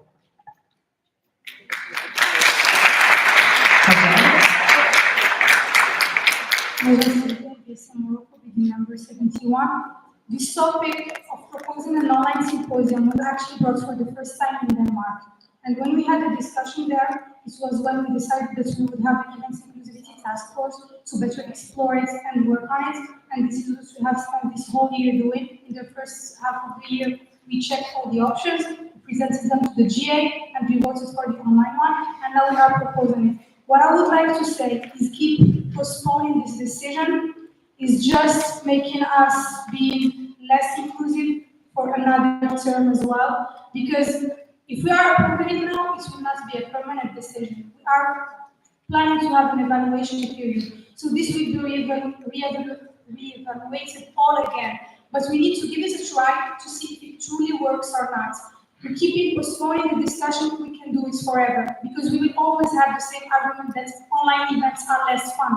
But we need to think of the possibility of the other animals participating as well, participating in the decision making, also getting the experience of feeling more involved in IVSA. And this is why we are trying to give it a try now. It will be temporary, and then we can see how it works to see if this can be a thing that we can do forever, or if there needs to be some adjustments to it. Laura? Lauren Weaker, IVSA USA, bidding number 8. I think we kind of lost the point of this discussion, which is the proposal, voting it yes or no.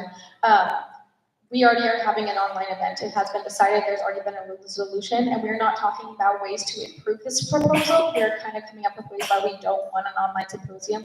And because of that, I think we need to move on, and so I move till we go to a vote. I so move that we go to the previous question, which was a vote. Thank you. Second.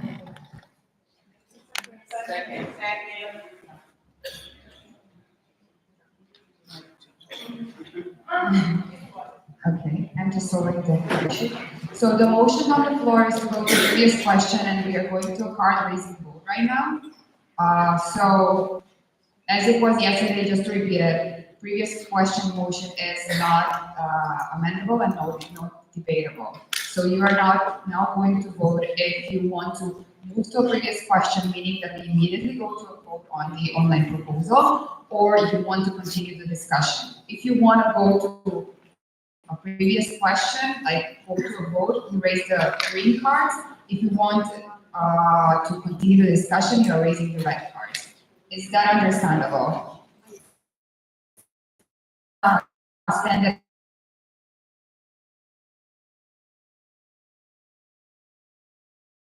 entertain a motion to terminate for 2 minutes. Flemming Pedersen, IVSA Denmark, bidding number 16, I so move.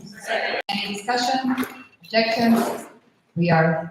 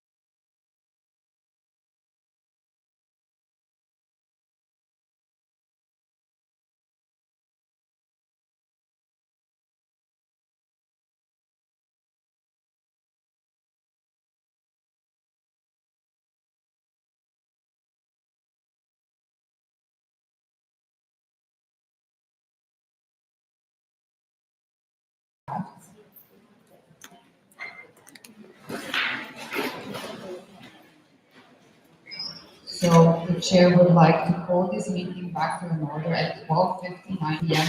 UTC -5. Yes, Lauren. Yes, point of information. Sorry, Lauren Winker, IVSA USA, bidding number 8, point of information. I want to make it clear that what we are voting on right now is the Events Task Force proposal for online symposia. It does not have any actual bearing on our bylaws, it does not have any bearing on anything. Every actual change has to come from a resolution, which is separate from this. So all of our discussion right now is kind of going beyond what we actually want to get done. I don't know if that makes sense. So right now we're voting on a proposal that they proposed. Basically, great job, you made a proposal. At the end of the day, if this proposal is approved or disapproved, it does not affect if we have online or not online events.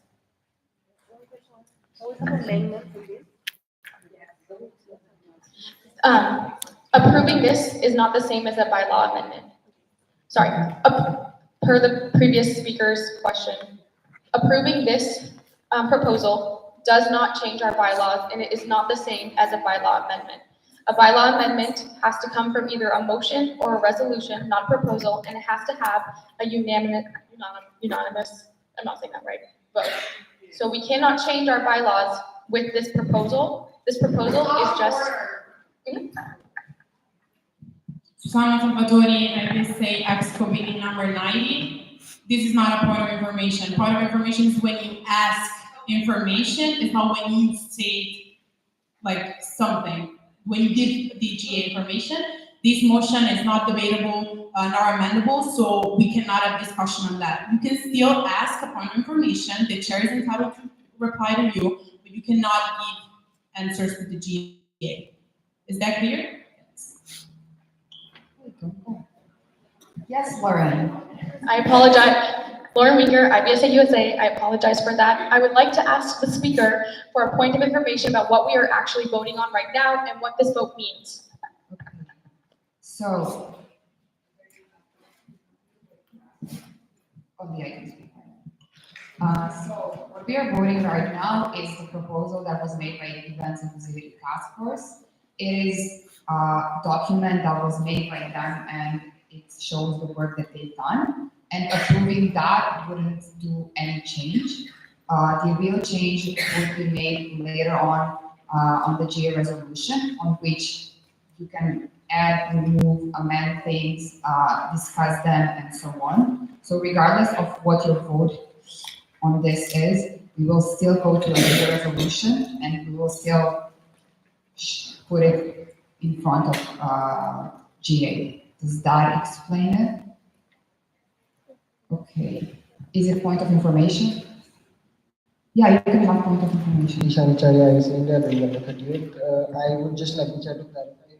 The card raising vote we are doing right now is to go to a vote. Yeah, I will explain it now. I thought okay. So if there is no more questions, the card raising vote right now is if you want to continue the discussion or you want to go to a vote on proposal. So we are not voting on proposal right now. We need to decide if we want to do that. So if you want to continue the discussion, you raise the red card. If you want to go to a previous question, go to a vote on proposal, you raise a green card. Okay, so I will ask now for a card raising vote. Did you raise your card? Wait, it's not worth it. I'm not sure. I will go through. Wait, we don't have. Wait, where is? So I'm so sorry. Okay, now. Okay. Yeah, I think we are going to vote. Yeah, we are going to a roll call vote.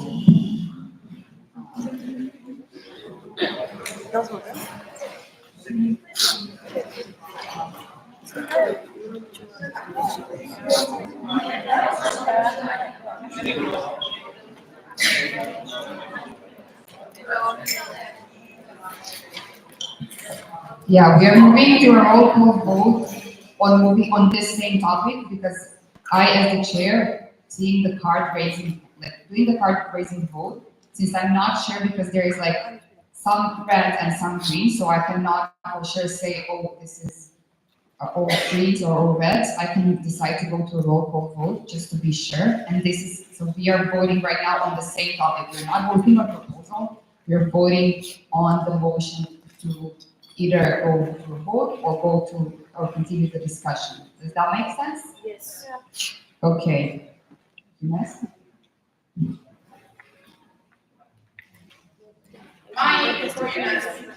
Ines, Mike.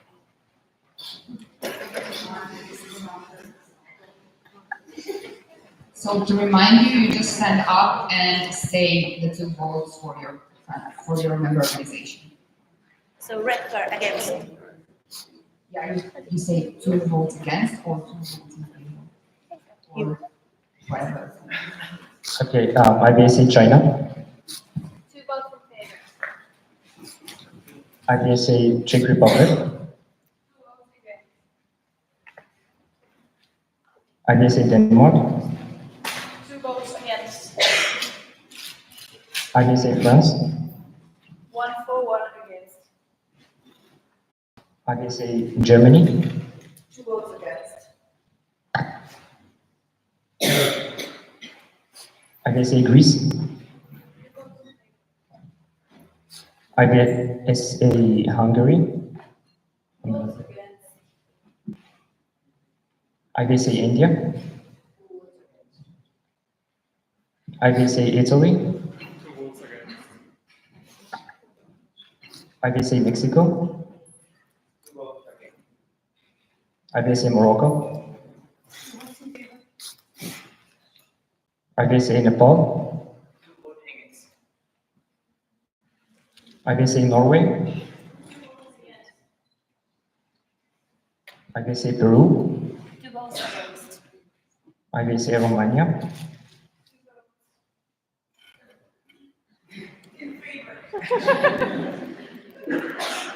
IVSA Slovenia, IVSA South Korea, IVSA Sweden, One in favor, one abstain. IVSA Switzerland, One in favor, one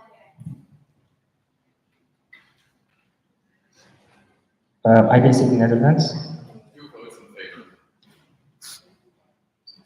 IVSA USA, Two votes in favor.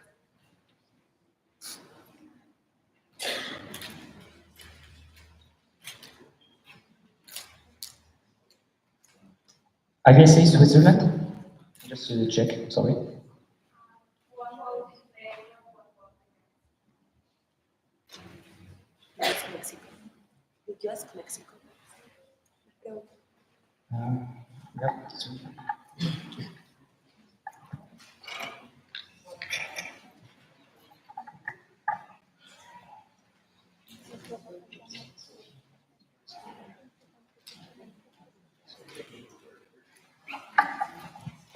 So the motion did not pass and we are going to continue to discuss things. Here.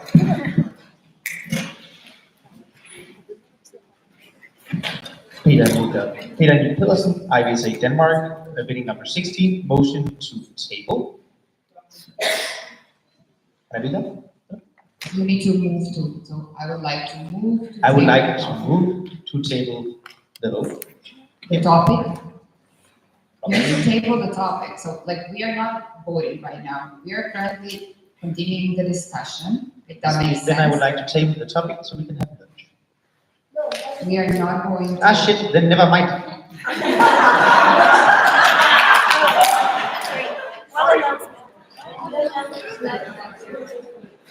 I will just do a brief announcement that the lunch is at 2. Okay, continuing. Gabriela.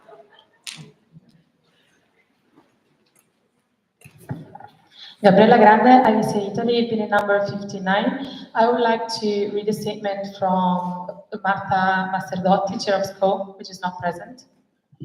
Is everybody fine with this? Okay. So she said that basically the two point of views of these situations are first, on one side, the people that are actually able to travel and afford the travel are positive on not passing the task force or like the proposal, because they are able to travel and they want to come to the congresses and symposium, and they want to have fun and get together, experience the different culture. But on the other side, there are people that don't have this kind of privileges. They are not able to travel. They have a lot of difficulties, and the point is that it's not the fair for them, because we're voting also for them, which are not present right here to talk and say what they think and their difficulties. Okay, so I have two things to announce. First one is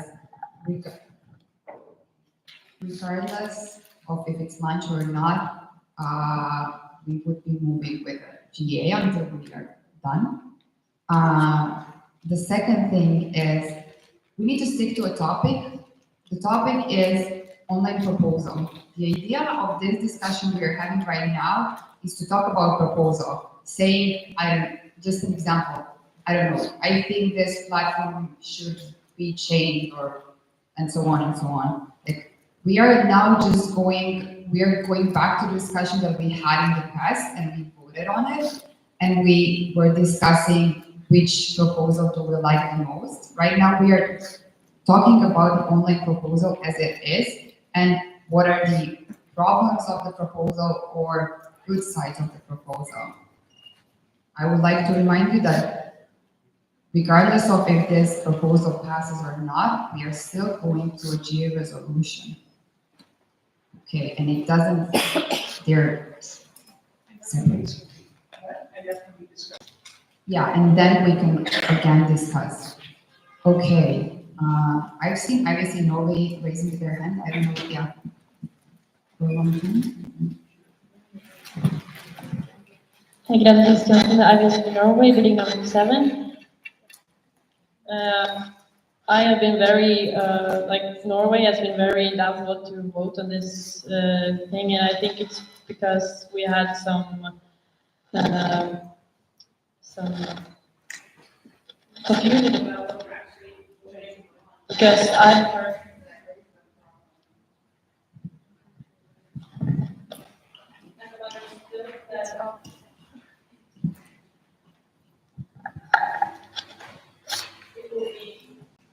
Hello? It will be online anyway, whatever we vote on this topic. Is that so? Do you have a watch, maybe? Your device is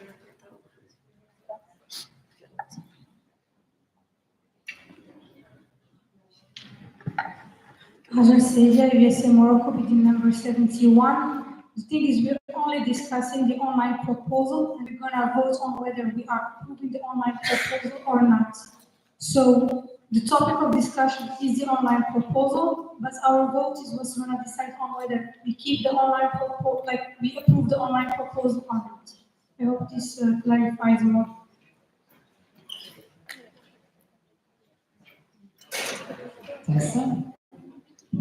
So from there, IVSA Expo bidding number 27. As I understood the question from the previous speaker, it was, will we most definitely have an online event whether or not we're going to approve this entire system? No, there's a possibility to ask for a special general assembly, and that can both be online or live. So that's still open to later decisions. Okay, the event that is, just to clarify as well, so the event that, as you can see, we did not open the nominations for symposium that is going to take a year and a half away. That is what the GA voted on during the symposium in Indonesia. That's why we are not having the nominations. This event, depending, like either way, will be SGA, so it will not be a symposium, which yes, then can be either online or in person. But important thing is to know that the exco who will be in charge of that year decides how they want to move with SGA. So it's not nobody else. So in September next year, when we have new exco, they will decide how they want to deal with this event if the online event proposal, however, doesn't move forward, is not approved, and so on. Okay. Then Sylvia.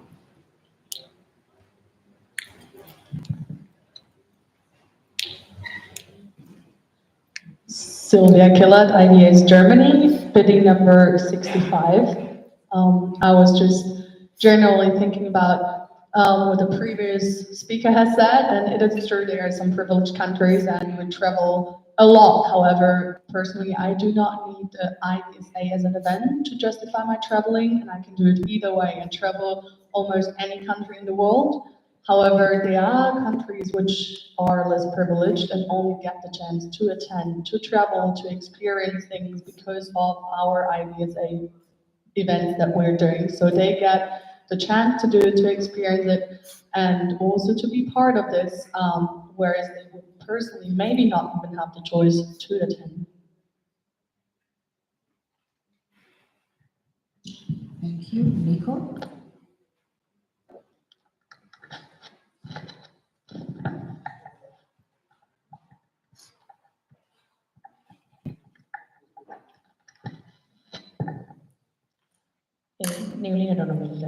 I visit Denmark, bidding number 77. I have a question about the proposal. Denmark hosted the Congress last year, and we had more than 200 people apply. We had to cut in the delegates we could allow to come into our Congress, because the Congress is an expensive thing, for sure. Every delegate is a cost. And if we do cut one of the two live events that we have that includes all the countries that we'd like to attend more or less, how are you gonna be dealing with the people that are gonna, apply for the Congress? Because you're gonna have potentially a lot more applications, you're gonna have fewer places, or unless you wanna make the events bigger and then more expensive? Or how are you gonna deal with the whole much more, applications, much more delegates wanting to apply for the whole Congress and all? And that being said, because we've been working for a couple of years to try to get IVSA Denmark to attend to these live events, we hosted the live event last year. Usually 1 or 2 delegates that attend to these live events. As you see this year, we're 12. That's a massive increase in motivation and engagement in the live events. And now, how are we going to be dealing with how many can come to the Congress? Are we just going to have all the people that are motivating having to not come now? Or how are you going to deal with the more engagement?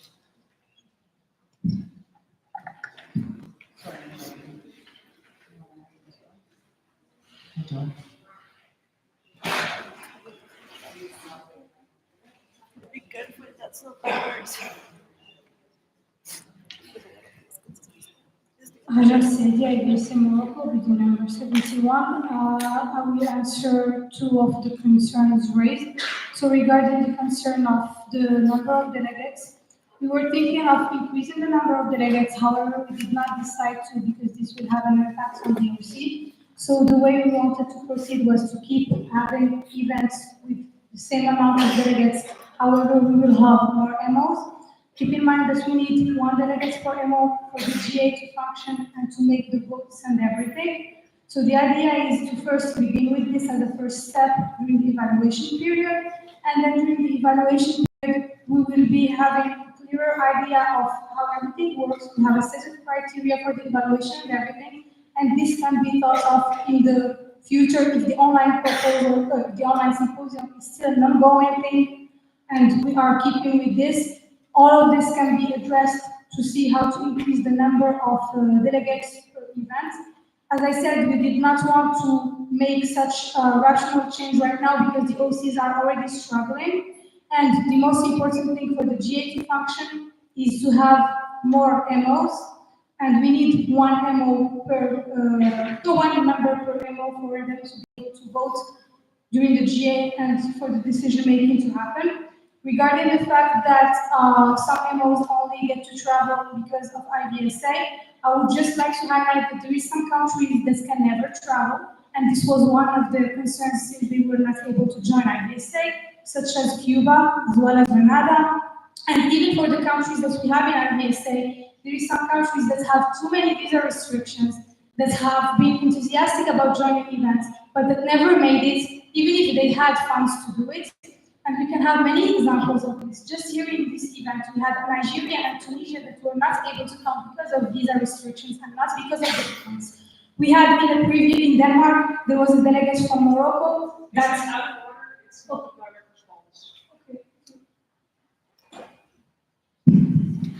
Okay.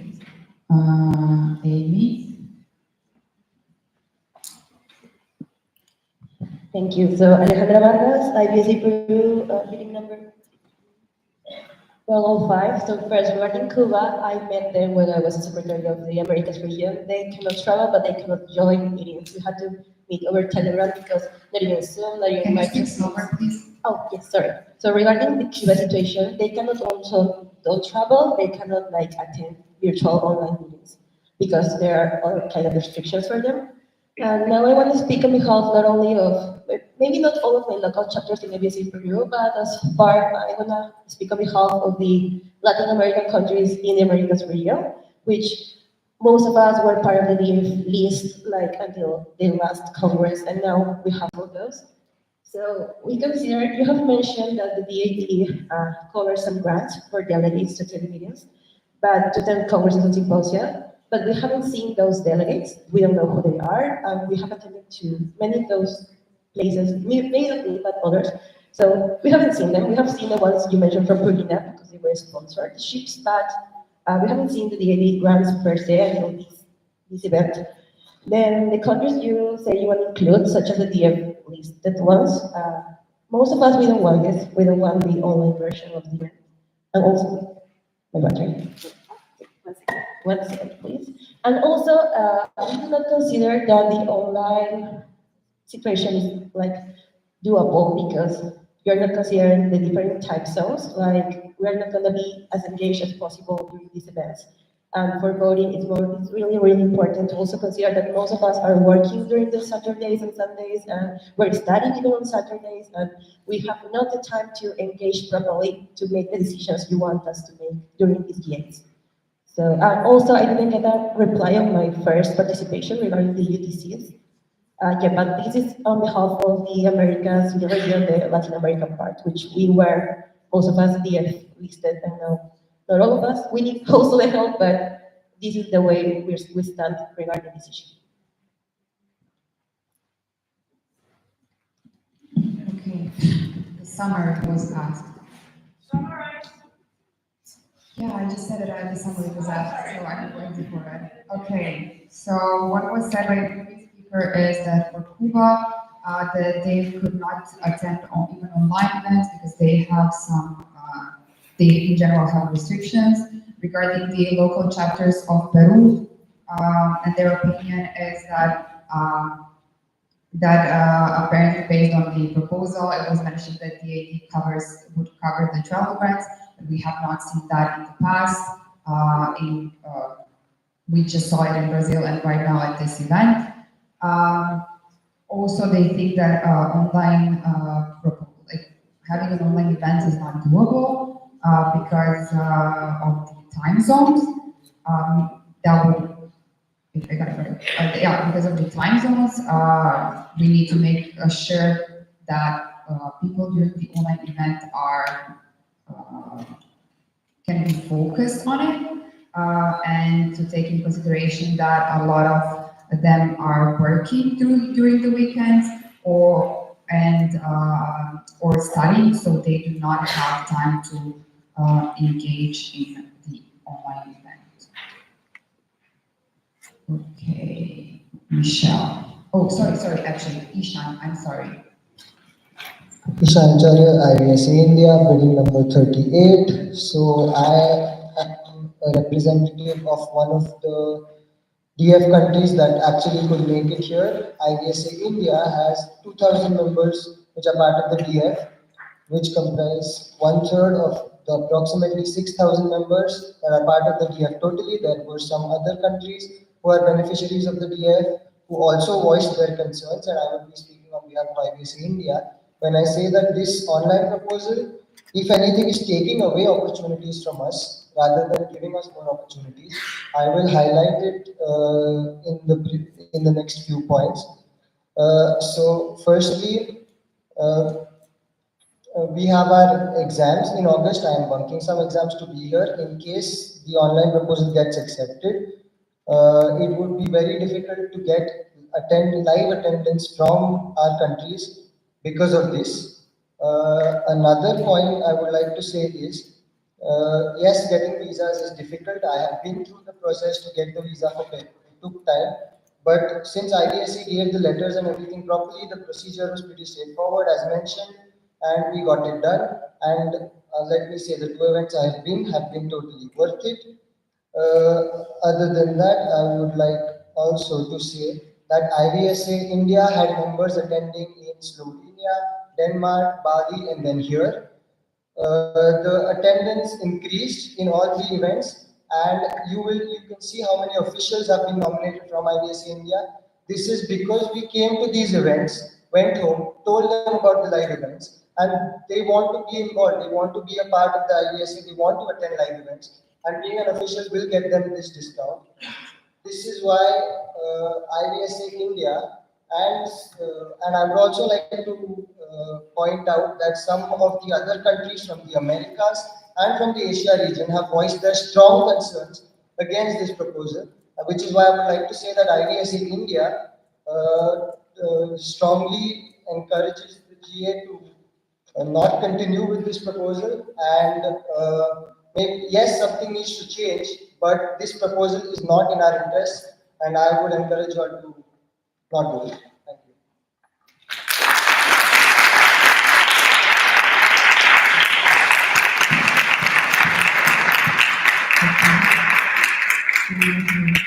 Do you want an answer or not? Do you have a direct answer or not? Okay, I will move on with Michelle. Michelle, I ask Michelle. Yeah, you can go. Michelle Brenneman, IVSA USA, bidding number 45. I know that we've kind of gone in circles a lot with these different points, but I want to give my personal perspective again. I say this coming from a wealthy country with a very powerful passport. If I could give up my spot to allow someone from another MO to be here and represent their country for the first time or for a time that they haven't been able to do it frequently, I would. There are delegates who were supposed to be here today from IVSA Nigeria, IVSA Tunisia, who weren't able to come not because of finances, but because of visa issues. And this is something that can't be overcome with a live event. Last year in Denmark, we had the same issue with a delegate from Algeria. They weren't able to attend because of a visa issue. This continuously happens every time, and these delegates are therefore not able to participate in the GA, which is the highest governing body in IVSA, because of these problems, and they don't have a voice because of that. And I think we really need to think about what our priorities are, whether that's having representation of all of our MOs around the world, or if it's having more delegates from the MOs that are already privileged enough to be here.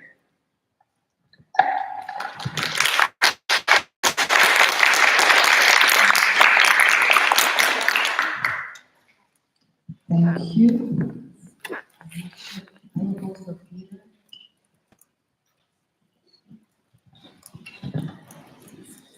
Peter Pedersen, IVSA Denmark, bidding number 16. I would like to address at this point quite previous speaker, stating that you are either for this or that you are coming from a wealthy country that is able to be here and that is why you want to come here because you can travel. Reducing our argument to this point is insane. I believe it also shows that people are unwilling to listen and hear actual arguments rather than just throw a bit of mud arguing for their own opinion. I don't know if it's out of order, but I definitely believed it to be wrong and very, very nasty comment. So as a voting tax code bidding number 90, please use appropriate language and do not treat other delegates like do not express direct comments on other delegates' comment in a way that makes them feel like they should not express their opinion. Please pay attention to that. Okay. Oh, we have new delegates.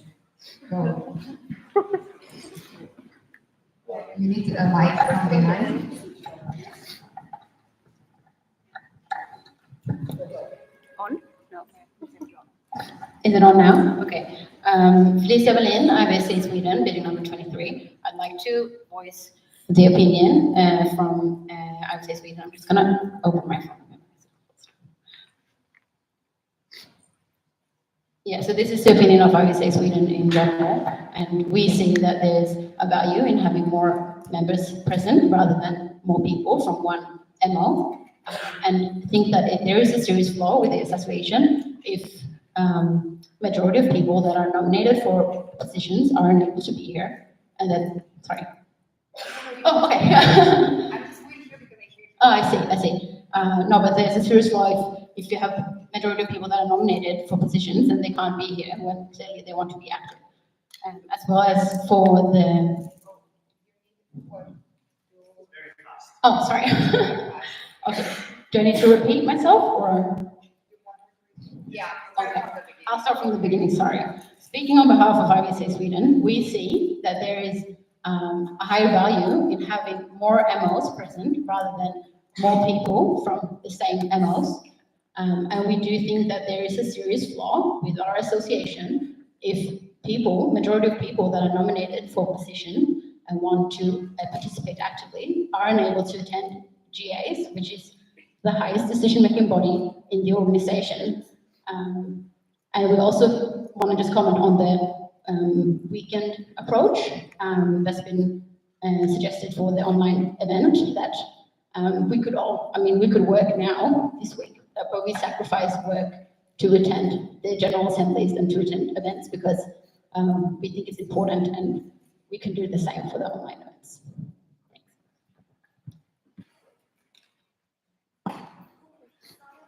Okay. I will say no.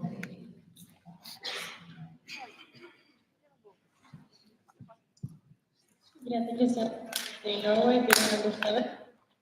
Norway is a very privileged country, as many other here, and to us it's very important what the other MOs want. And since many aren't here, it feels like it's very unfair to vote on this specific issue here in the GAs. Is there any possibility, like in the bylaws, to vote on this issue online or in some other way where other countries that are not present can also vote and be a part of this decision? Because the people here, the MOs that are present, they are very biased, and it just seems more fair to vote in a different way than at the GA where people who can attend is attending. Okay, I can answer you this question. Based on our bylaws, no, the GA's decision-making body. We also do not allow vote by proxy. So we are going to make the decision in this, like in GA, either in the next ones, in Morocco or wherever. There is no other way at the moment. And then I see new delegate, so start. Stavros Lavathiotis, IVSA Germany, meeting number 72. Regarding the last comments about,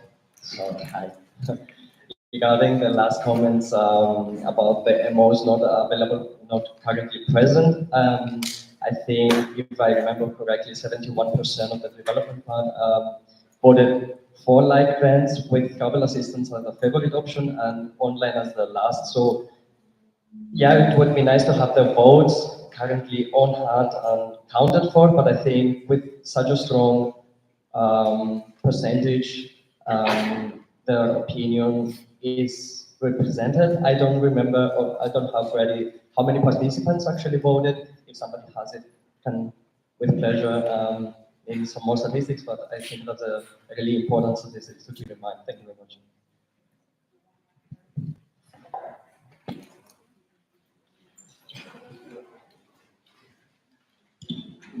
Agence Celia, IVSA Morocco, bidding number 71. I would just like to bring more clarification to the survey. So in the questions was, what do you think would be the preferred course of action? And this happened before the vote that we had in Indonesia.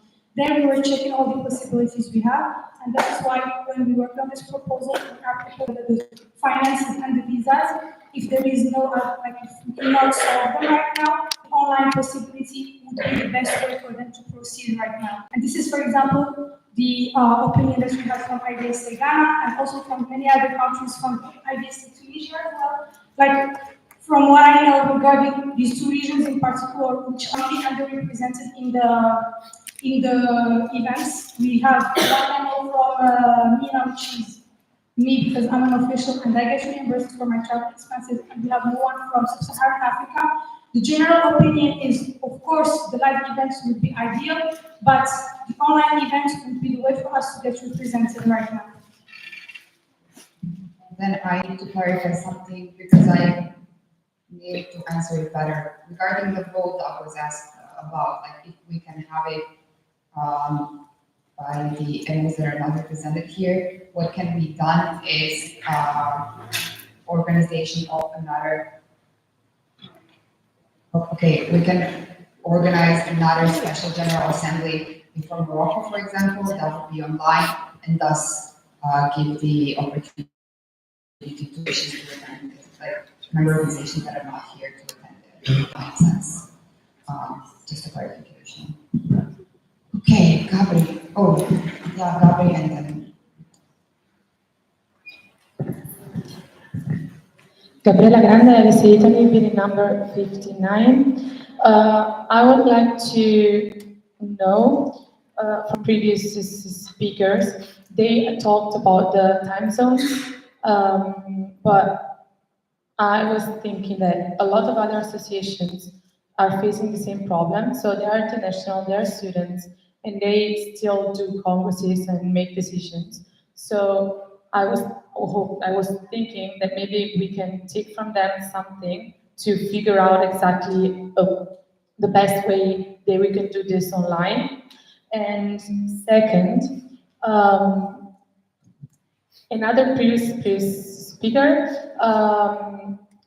I do not agree on the fact that we can vote for people just because they are more able to travel, and think about the fact that if you come from a country that is not able to travel, has more difficulties, then it's just harder to have them in the board. It's not fair, it's not up to them. Everyone is working together and we're an international association, so everyone should have a fair vote. Either they're here or they're not here. We should base our judge on the work and who they are, and not on personal opinion, just because we know them and we like that person because we had a chance to meet them in person. But most of the time, they are amazing people. They're working all over the world, but we haven't had the chance to meet them because probably just a few people have met them for a task force or other projects. And us as normal GA, or like normal delegates, did not have the chance to meet them, and just for this, we do not consider them as good candidates for some roles. I just wanted to, I was about to cut you. Oh, sorry. Okay, Sylvia? Sylvia Killett, I was in Germany, bidding number 65. Just regarding one of the points that has been mentioned before, visas might not be easy, but I believe it is not a limiting factor. It just takes time and education, and also visas can be taken care of with correct research. After all, IVSA used to have Iranis and Iraqis attending as well. The other thing I would like to address, I just do not like very much how it's presented that everyone who's not being in favor of online is rejecting generally the whole idea of finding solutions, which is not true. So personally, I agree that GA is the highest decision-making body. It exists to manage finances, resources of a big NGO, but this is not everything IVSA should be about. It's not only about GAs and Robert's rules and fancy abbreviations. It exists for us veterinary students across the world, including also the less privileged countries, which are, as we heard, thankful to attend live events and also thankful to support to attend them, as we just heard from a previous speaker. Address the chair, please. Okay, so the GA doesn't have to believe me or agree with my view. I just invite the delegates to ask themselves truthfully, why am I here? So why are you here? If GA is not the truthful and intuitive first answer to this one, you would know what to vote for. Thank you. And then Tammy, I don't know which one of two of you raised their hands first, so I'll go for Tammy and then yeah. Tammy Neurone, Peru, by the number 96. I just wanted to refer to the one previous speaker said about open applications before for live events. We tried that for to open applications in February, but due to MOD resignation, we couldn't. And we got templates for that. And also about the visa problem, and about the other OCs, of course, and about the other countries. But for Peru, together with my team, we discovered that we had, in order for ambassadors to read our invitation letters, we had to legalize those letters by 3 local entities. And for all members that requested this letter, that of course had an additional cost, all members that have requested letter have applied for a visa, and if I'm not wrong, all of them got a visa for Peru. And if we don't have like the members from Nigeria and Tunisia, not because they didn't get a visa for Peru. And yeah, that was all my comment.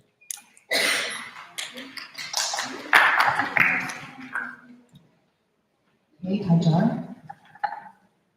As I said, IVSA Morocco, with number 71. I have a comment about visas. So in this situation of Peru, yes, all the delegates got the visa for Peru, but to travel to Peru, you need to transit to other countries, and the issue was with visas for other countries. So we still have the same result, which is delegates not being able to attend. I agree that we need to work on how to make members, like how the visa procedures should be better prepared and everything.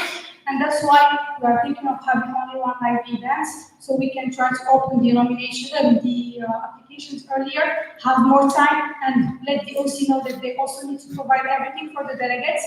However, the visa issue is a serious issue that we are having, because here, even though the delegates got their visa for Peru, they were not able to attend because they needed other visas for other points. And for example, in the case of Tunisia, they got their visa for Peru few days before the travel, so before the Congress should have happened, and they needed them to apply for a Schengen visa to be able to transit, which is not doable in this short amount of time. Visas can take months and months for you to get them.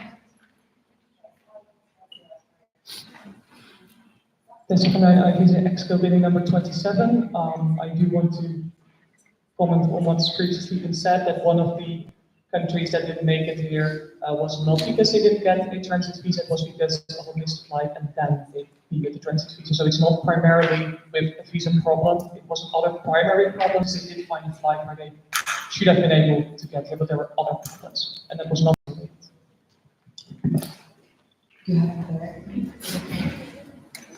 I said IVSA Morocco with the number 71. The previous speaker addressed an issue that is true, but we still have this case of IVSA Tunisia. That's the concern that they didn't attend here was because of visa issue. Alessandra. Alessandra Popo, IVSA Peru. I wanted to ask, what is the DAD money being invested in? Why the previous events, the grants were not given to anyone till this Congress in Peru? Can you repeat it, because I didn't hear us in. I wanted to ask what is the DAD money being invested in, and why the previous events grants were not given till this Congress in Peru?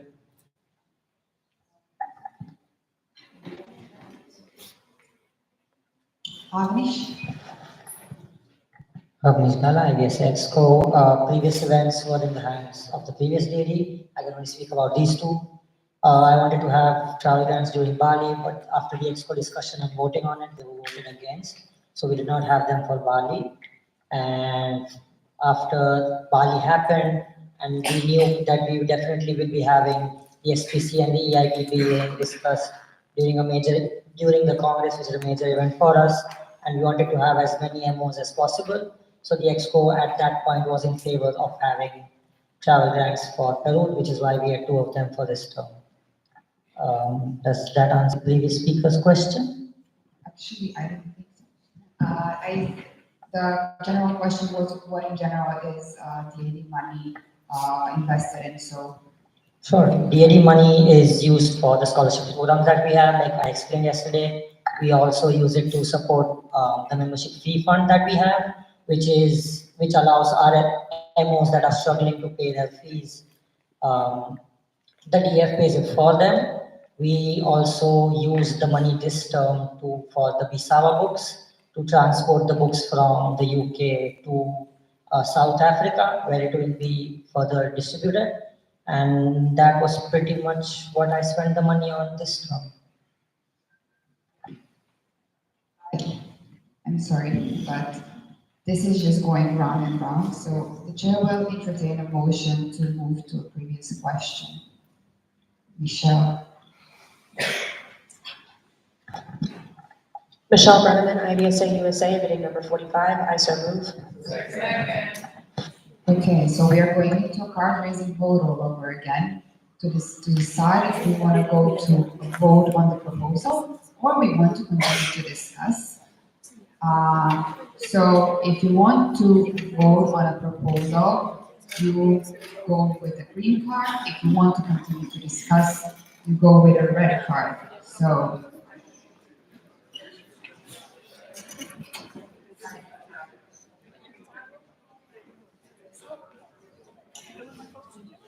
okay, just to re-explain, we are not extended, we are still at the GA, so, okay. So just to re-explain, even if we go and vote for a proposal, this doesn't change anything because we are still bringing GA resolution and bylaw amendments, which will be further discussed and so on. So this doesn't make doesn't make a change, basically. Okay.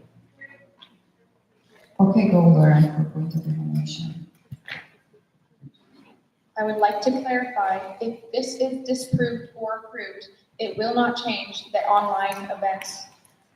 Is that true? How will this being approved or disproved change if online events are going to be online? Susanna Salvatore, IVSA Expo, bidding number 9. So, as I said before, this motion is not debatable, so there is no discussion on this. However, you can still ask for point of privilege, point of information, point of whatever. So if you guys have questions regarding what we're voting on, you may raise your hand, like actually just ask for point of information and ask a question to the chair that the chair will definitely reply to, okay? But you cannot make statements or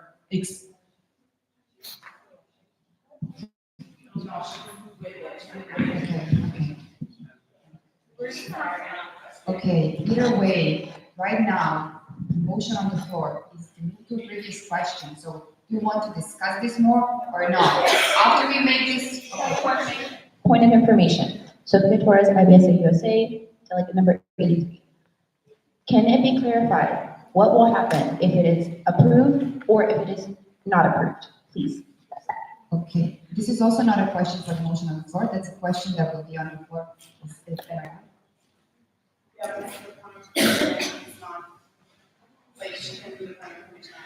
Oh, okay, then I will explain. So, regardless of if the proposal is approved or disapproved, we are still going to bring the GA resolution, and then you can discuss the GA resolution. So you can completely disapprove this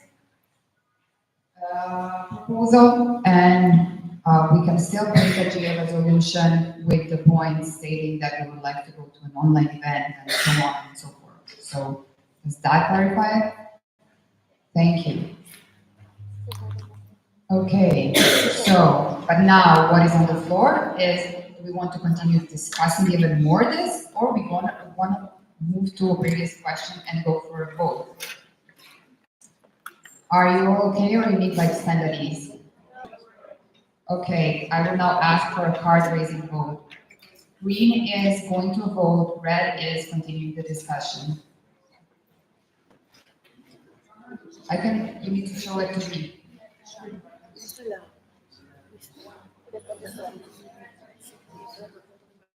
I don't think I can see it. Okay, and then I'm waiting for some green. But regardless,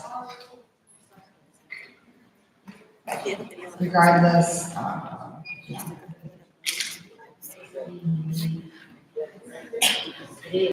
Okay, the motion has passed and we are indeed moving to a previous question, meaning that we are going to vote.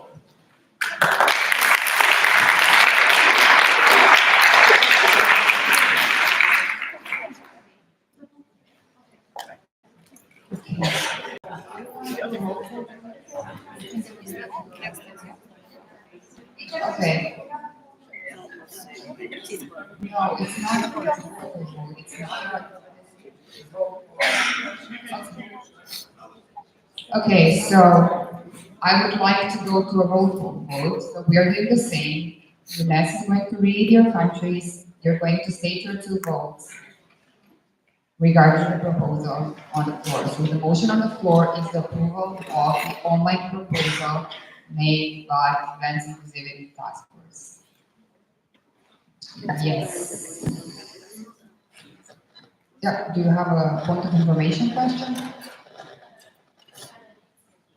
Oh, you would like to, yeah, I'm sorry. The chair wanted a motion to stand at ease for 3 minutes? Peter, or whoever is the closest to mic, I don't know.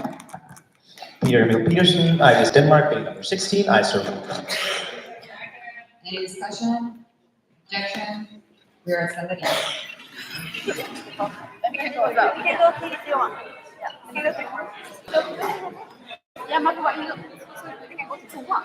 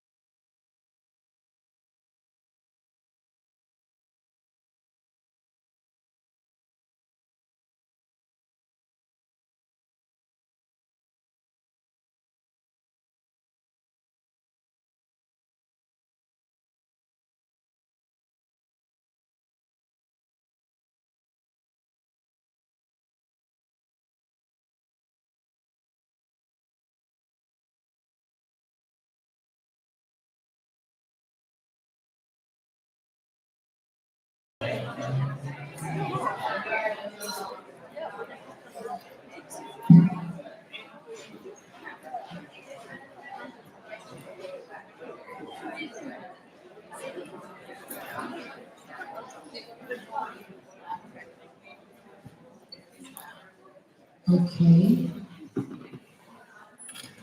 The chair would like to call this meeting back to an order at 1:58 p.m. -5. The motion on the floor is to approve the Events and Facility Task Force, and we are now going into a roll call vote.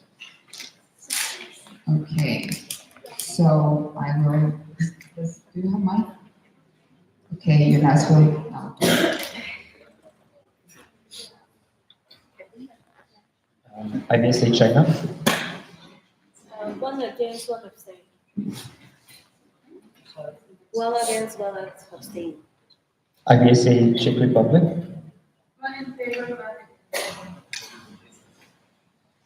IVSA Denmark, two against, IVSA France, two against, IVSA Germany, two against, IVSA Greece, IVSA Hungary, two against,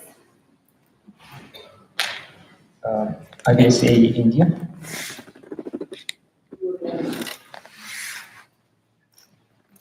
IVSA Italy, Two in favor. IVSA Mexico, IVSA Morocco, two in favor, IVSA Nepal, two against, IVSA Norway, two abstain. IVSA Peru, Peru, Oh, sorry, one against, one in favor. IVSA Romania, One in favor, one against. IVSA Slovenia, One in favor, one against. IVSA South Korea, IVSA Sweden, Two in favor. IVSA Switzerland, Netherlands, One in favor, one abstain. and USA. Two in favor.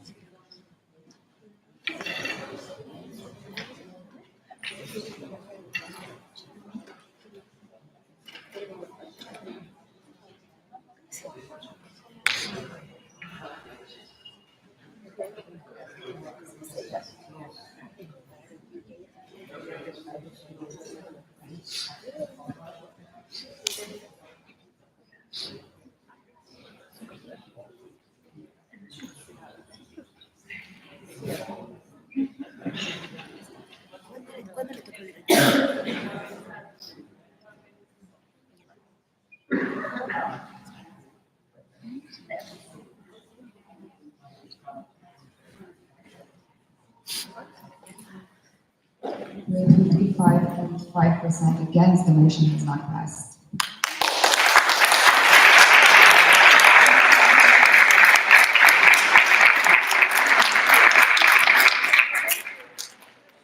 I would like to entertain a motion, the chair will now entertain a motion to adjourn the meeting. For chilling, IVSA Germany, bidding number 60, I so move. Any discussion? Any objection? Seeing none, we're done for the day.